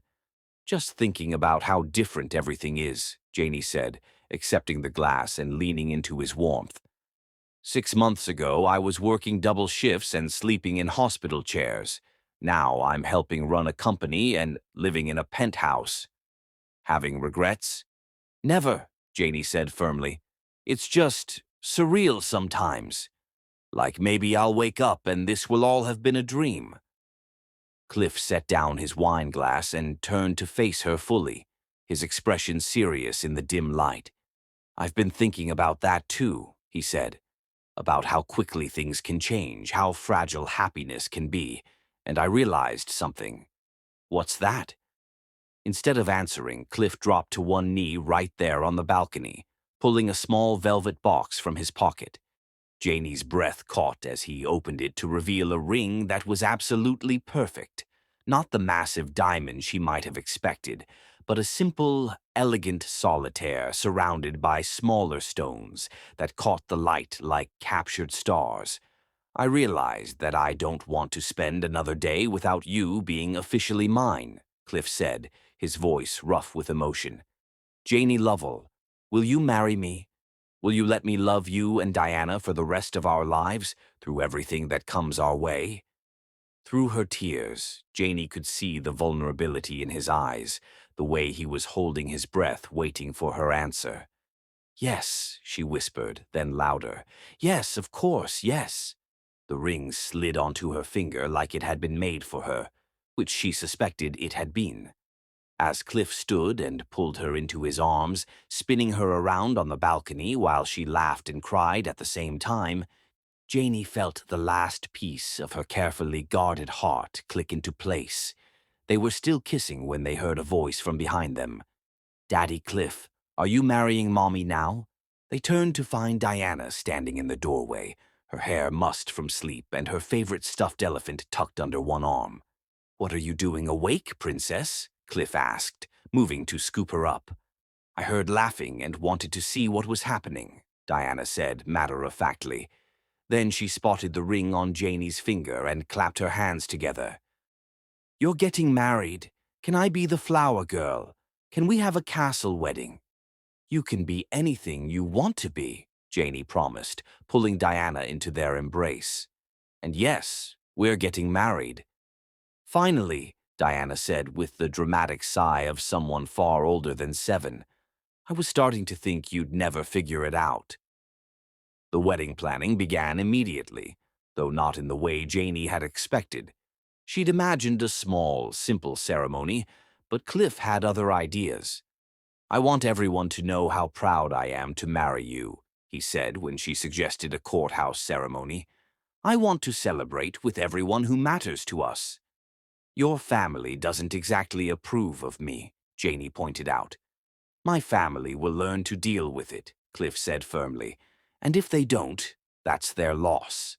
In the end, they compromised on a medium-sized wedding at the Botanical Gardens, beautiful but not ostentatious, elegant but focused on the love rather than the luxury. Diana threw herself into planning with the enthusiasm of someone who'd never been to a wedding, but had very strong opinions about what one should include. The adoption paperwork was finalized 2 weeks before the wedding. Janie would never forget the moment when the judge officially declared Cliff to be Diana's legal father, or the way Diana had practically bounced out of her chair with excitement. "Does this mean my name is really Diana McBride now?" she'd asked. "If you want it to be," the judge had said with a smile. "I want it to be. I want us all to have the same name like a real family." The morning of the wedding dawned bright and clear, with perfect autumn weather that felt like a blessing. Janie stood in the bridal suite, looking at herself in the mirror and hardly recognizing the woman staring back at her. The dress was perfect, simple white silk that flowed like water, with delicate beading that caught the light. Her hair was swept up in an elegant chignon decorated with small white roses, and somehow she looked radiant without looking like someone else entirely. "You look like a princess, Mommy," Diana said from behind her, and Janie turned to see her daughter in a pale pink dress that made her look like a fairy tale come to life. "So do you, baby girl," Janie said, kneeling down to Diana's level. "Are you ready to walk down the aisle?" "I've been ready forever," Diana said solemnly. "I've been practicing with Mr. Elephant." She held up her stuffed animal, who was wearing a tiny bow tie for the occasion. The ceremony itself passed in a blur of emotion and joy. Janie would remember fragments. The way Cliff's face lit up when he saw her walking down the aisle, Diana scattering rose petals with dramatic flair while grinning at the guests, the moment when they exchanged vows they'd written themselves. "I promise to choose you every day," Cliff said, his voice steady despite the tears in his eyes. "In crisis and in calm, in sickness and in health, in success and in failure. I promise to be the father Diana deserves and the husband you need. I promise to trust you with my heart and my daughter's future," Janie replied, her own voice thick with emotion. "I promise to be your partner in everything, in business, in love, in the adventure of raising our children. I promise that we'll face whatever comes together, as a team, as a family." When the judge pronounced them husband and wife, the kiss that sealed their marriage felt like coming home. The reception was held in the garden's conservatory, surrounded by tropical plants and the warm glow of string lights. Janie danced with her new husband while Diana spun in circles nearby, her pink dress twirling around her like flower petals. "Any regrets?" Cliff murmured in her ear as they swayed to the music. "Only that we didn't do this sooner," Janie replied, then pulled back to look at him seriously. "Are you sure about all of this? The new company, the smaller scale, the different life we're building?" "I've never been more sure of anything," Cliff said, spinning her gracefully under his arm. "This is what success actually looks like, not board meetings and stock prices, but dancing with my wife while our daughter makes friends with the wedding cake." Janie looked over to see Diana, indeed, engaged in what appeared to be a serious conversation with the elaborate three-tier cake, and she laughed with pure joy. "Mrs. McBride," Cliff said, and the name sent a thrill through her every time. "Yes, Mr. McBride. I love you. I love you too." As the evening wound down and guests began to leave, Diana found them on the dance floor where they'd been swaying together long after the music had stopped. "Are we going to live happily ever after now?" she asked, tugging on Cliff's jacket. "We already are, Princess," Cliff said, pulling both his wife and daughter into his arms. "We already are." And standing there in the conservatory surrounded by flowers and fairy lights, with Diana giggling between them and the taste of wedding cake still sweet on her lips, Janie knew it was true. They had built something beautiful from the ashes of their separate, broken lives. Something real and lasting and worth every struggle it had taken to get there. Something that would last forever.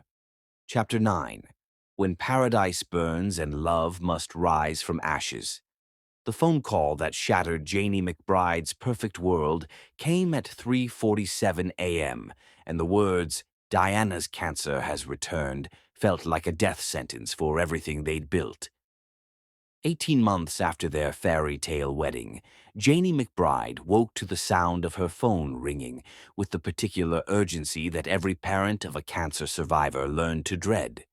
She was 6 months pregnant with their second child, her belly round and heavy with the son they'd already named James. And for one blissful moment she thought about ignoring the call and staying in the cocoon of happiness they'd built. Then she saw Dr.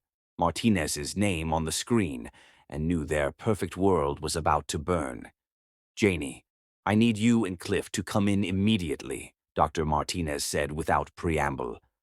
"Diana's routine scans showed some concerning areas. We need to run additional tests." The words hit like physical blows, each one driving the air from Janie's lungs. Beside her, Cliff stirred and sat up, instantly alert. "How concerning?" Janie managed to ask, her voice barely above a whisper. "Concerning enough that I don't want to discuss it over the phone," Dr. Martinez replied, and the gravity in his voice told Janie everything she needed to know. The cancer was back. 3 hours later, they sat in the same sterile office where their journey had begun. But this time, Janie's hands rested protectively over her pregnant belly, while Cliff gripped her free hand so tightly she wondered if he was trying to anchor them both to reality. "The leukemia has returned," Dr. Martinez said without preamble. "But this time it's more aggressive than before. The blast count is significantly higher, and it appears to be a different subtype, one that's more resistant to conventional treatment."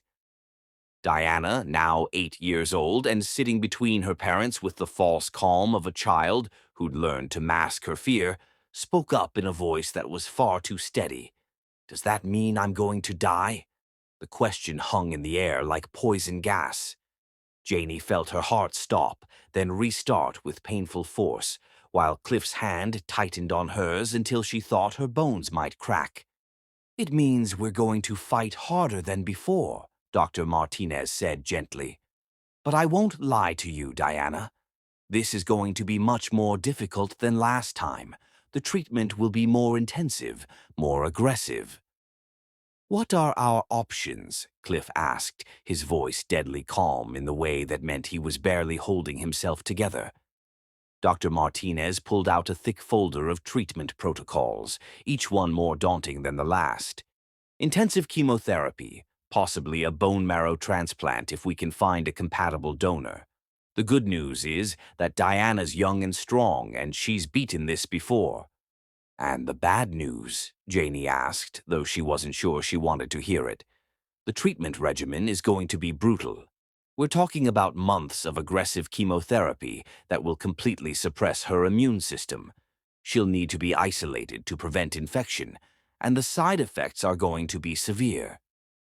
As Dr. Martinez outlined the treatment plan, the ports and pumps, the isolation protocols, the long list of medications, Janie felt the room spinning around her. This wasn't like Diana's first diagnosis, when they'd caught it early and had reason for optimism.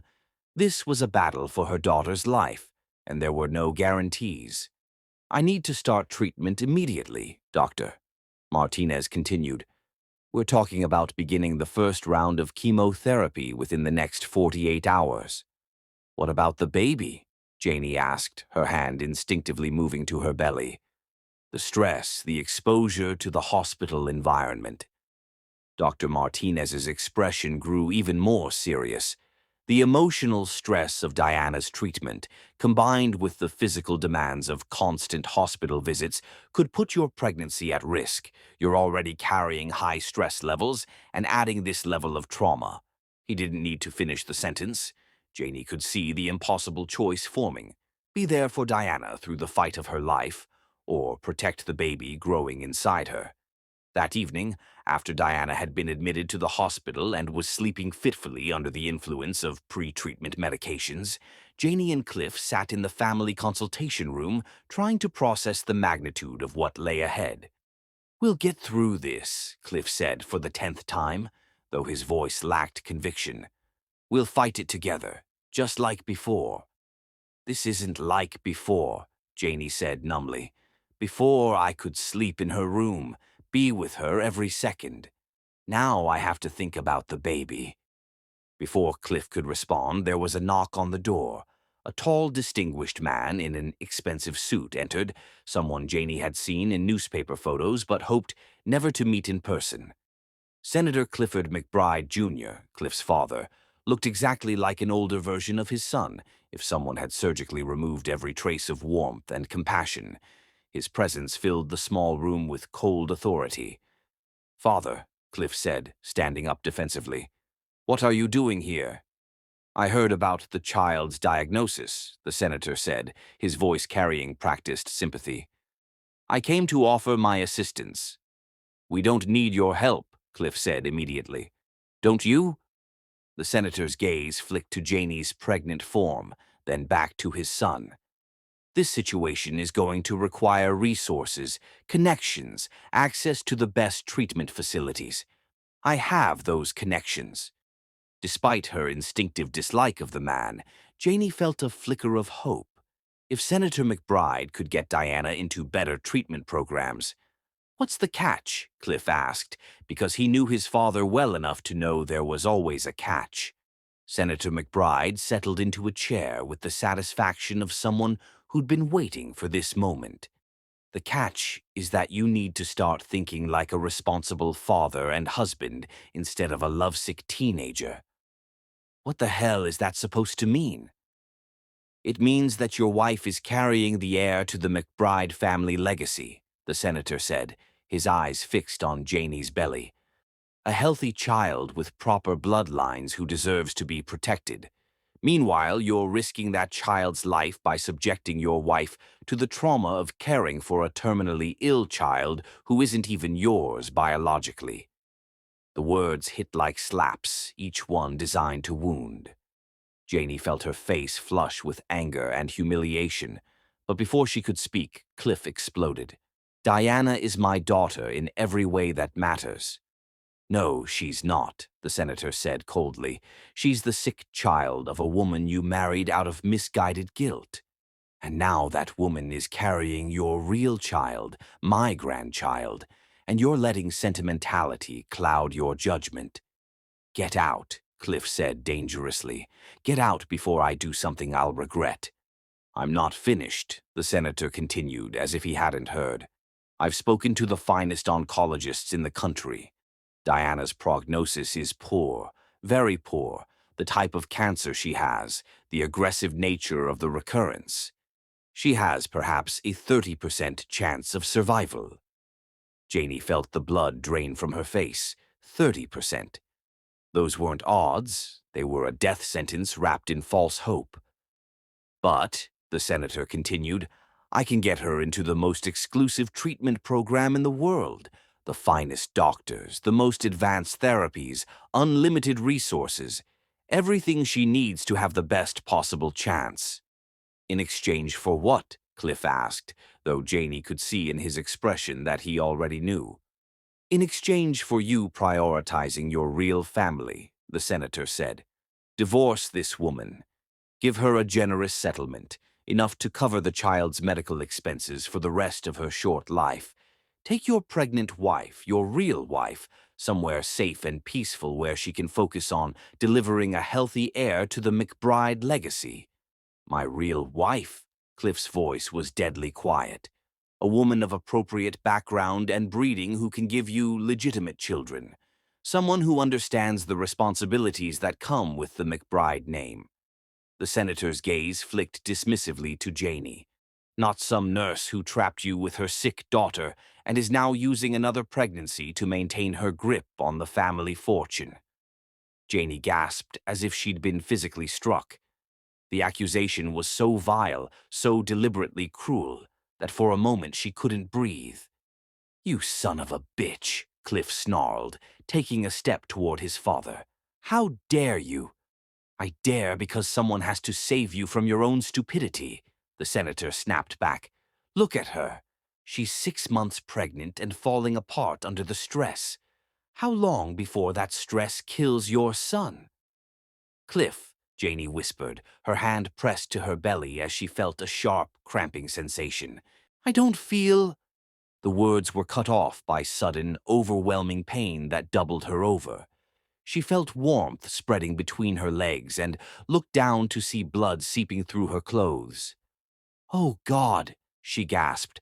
"Something's wrong. The baby." Cliff was beside her instantly, catching her as her knees buckled. "Get a doctor," he shouted at his father, who was staring at the scene with what might have been satisfaction. "This is what I'm talking about," the senator said coldly as nurses rushed into the room. "This woman and her problems are going to cost you everything that matters." As medical personnel swarmed around Janie, checking her vital signs and preparing to rush her to the maternity ward, she caught a glimpse of Diana standing in the doorway. Her daughter's face was pale with fear, her eyes wide as she took in the scene. Her mother bleeding, her father shouting, and the cold stranger who'd somehow caused it all. "Mommy," Diana whispered, and the sound broke Janie's heart. "I'm okay, baby girl," Janie managed to say as they lifted her onto a gurney. "Mommy's going to be okay." But as they wheeled her toward the elevators, Janie caught Cliff's tortured expression as he looked between her retreating form and Diana's terrified face. In that moment, she saw the impossible choice that would define the rest of their lives: his wife and unborn son on one floor, his daughter facing cancer 3 floors above.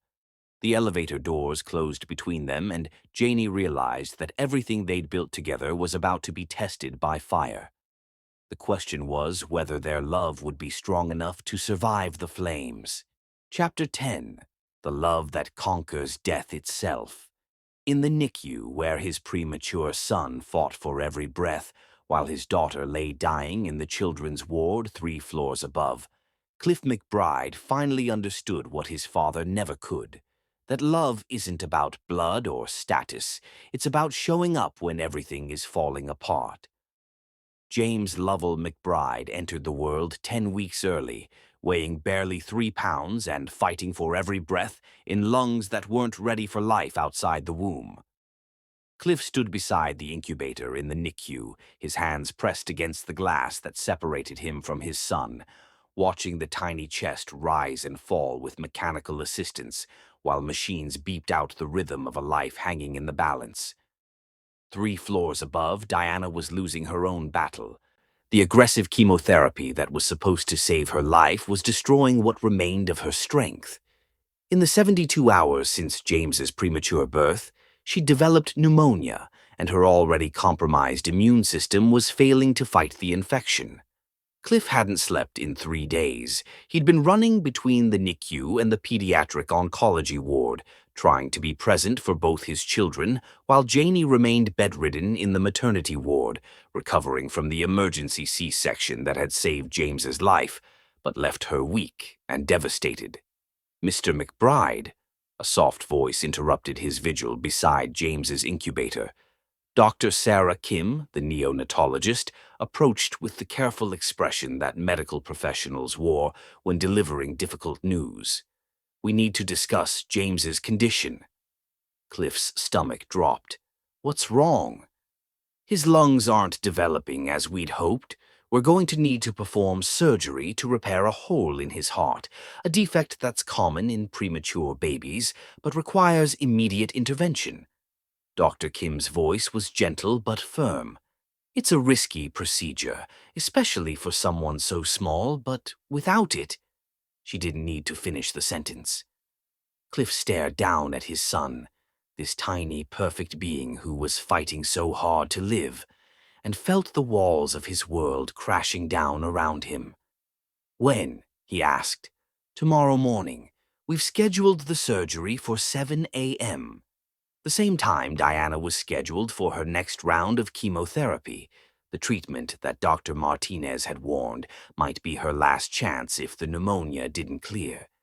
Cliff closed his eyes and felt the weight of an impossible choice settling on his shoulders. Be with his son during life-saving surgery, or be with his daughter during what might be her final treatment. Choose between two children who both needed him desperately. Mr. McBride, Dr. Kim's voice seemed to come from very far away.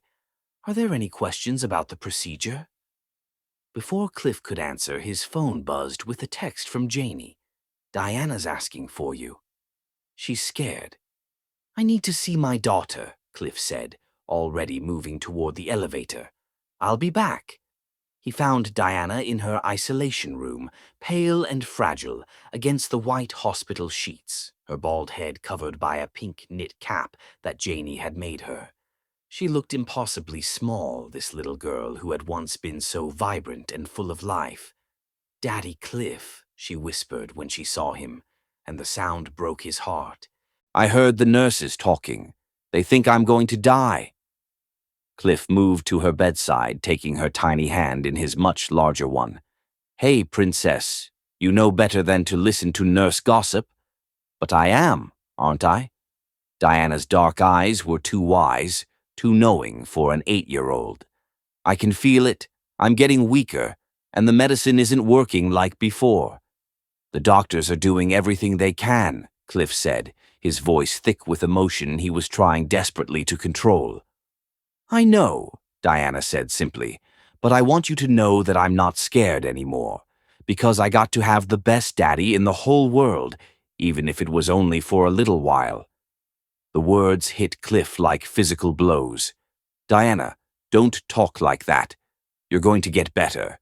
You're going to grow up and graduate and get married and have babies of your own. Maybe, Diana said with the acceptance that children sometimes found easier than adults. But if I don't, I want you to take care of Mommy and baby James. They're going to need you.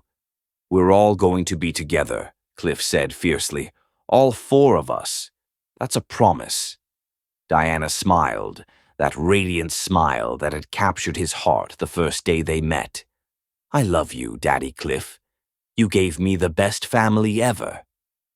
Cliff was still holding Diana's hand when his father appeared in the doorway, flanked by 2 men in expensive suits who looked like lawyers. Senator McBride's expression was coldly satisfied, as if everything was proceeding according to plan.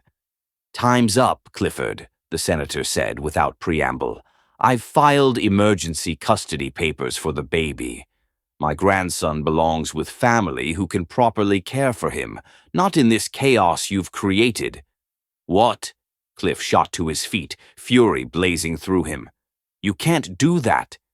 I can, and I have, the senator said calmly. A premature infant with serious medical needs requires stability. His mother is hospitalized and emotionally compromised. His father is dividing his attention between 2 dying children. James is not dying, Cliff snarled. Isn't he? I've spoken to his doctors. The surgery tomorrow has a 60% success rate at best, and even if he survives, he'll require months of intensive care. The senator's voice was cold, calculating. Meanwhile, you're pouring millions into treating a child who has no hope of recovery, bankrupting yourself in the process. Diana is going to recover. No, she's not, the senator said brutally. I've consulted with the finest oncologists in the country. They all agree the girl is dying. Her latest scans show the cancer has spread to her brain. She has days, perhaps a week at most. The words hit Cliff like bullets, each one finding its mark. He looked down at Diana, who was listening to the conversation with the calm acceptance of someone who'd already made peace with her fate. That's not true, Cliff whispered. It is true, the senator continued relentlessly.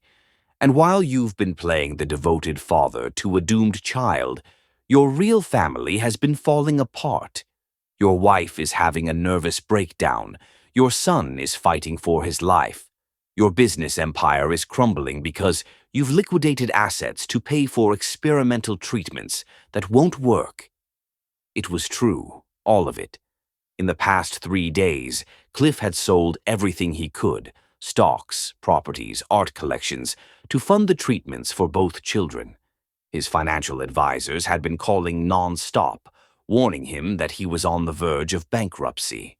"Last chance, son," the senator said, his voice carrying the tone of final ultimatum. "Sign these papers giving me emergency custody of James. Let me take him to a proper medical facility where he can receive the care he needs. Walk away from this futile crusade to save a child who was never really yours, and focus on the family that actually matters. And if I refuse, then you'll lose everything. Your son will die because you're too stubborn to accept help. Your wife will never forgive you for choosing a dying child over her baby." The room fell silent except for the beeping of Diana's monitors and the distant sounds of the hospital. Cliff looked down at Diana, who was watching him with eyes full of love and understanding. "It's okay, Daddy Cliff," she whispered. "You have to save baby James. I understand." The generosity of it, the selfless love in her voice, shattered something inside Cliff's chest. This little girl, who was facing death with more courage than most adults could muster, was willing to give up the one person who made her feel safe so that her baby brother could live. "No," Cliff said quietly. "No?" The senator's eyebrows rose in surprise. "No," Cliff repeated, his voice growing stronger. "I won't sign your papers. I won't abandon Diana, and I won't let you turn my son into a weapon against my family." "Then you're condemning him to death?" "No," Cliff said, moving to Diana's bedside and taking her hand again. "I'm choosing to trust that love is stronger than your cynicism. I'm choosing to believe that fighting for both my children is worth more than your approval or your money." The senator's face darkened with rage. "You're making the biggest mistake of your life." "Maybe," Cliff said calmly, "but it's my mistake to make." After his father left, taking his lawyers and threats with him, Cliff called Dr. Martinez and Dr. Kim together for an emergency consultation. What followed was the most difficult conversation of his life, balancing James's surgery schedule with Diana's treatment, coordinating care between two critical patients, and somehow finding a way to be present for both children when they needed him most. The next morning, as James was wheeled into surgery and Diana was prepared for what might be her final round of chemotherapy, Cliff stood in the hallway between the NICU and the pediatric ward, his heart torn in two directions. Janie found him there, still pale from her own ordeal, but determined to be strong for their family. "How do you choose?" she asked, slipping her hand into his. "You don't," Cliff said simply. "You love them both completely and trust that love will be enough." They spent the next 6 hours in a kind of purgatory, moving between waiting rooms and updates from medical teams. James's surgery was successful but complicated. The repair held, but his recovery would be long and uncertain. Diana's chemotherapy went better than expected, and the experimental drug that Dr. Martinez had added to her protocol showed immediate promise. 3 weeks later, Cliff stood in the NICU watching James, now stronger, breathing on his own, and beginning to resemble the healthy baby he was meant to be. Down the hall, Diana was sitting up in bed for the first time in weeks, her appetite returning and her latest scans showing no new cancer growth. "The experimental treatment is working," Dr. Martinez told them during their morning meeting. "I can't say she's cured. It's too early for that. But she's responding better than we dared hope." That evening, as they gathered in Diana's room for their first family dinner in months, Cliff looked around at the people who had become his entire world. Janie, still thin from stress but glowing with relief and hope. Diana, bald but bright-eyed and laughing at something on the television. And James, sleeping peacefully in his mother's arms, finally strong enough to leave the NICU.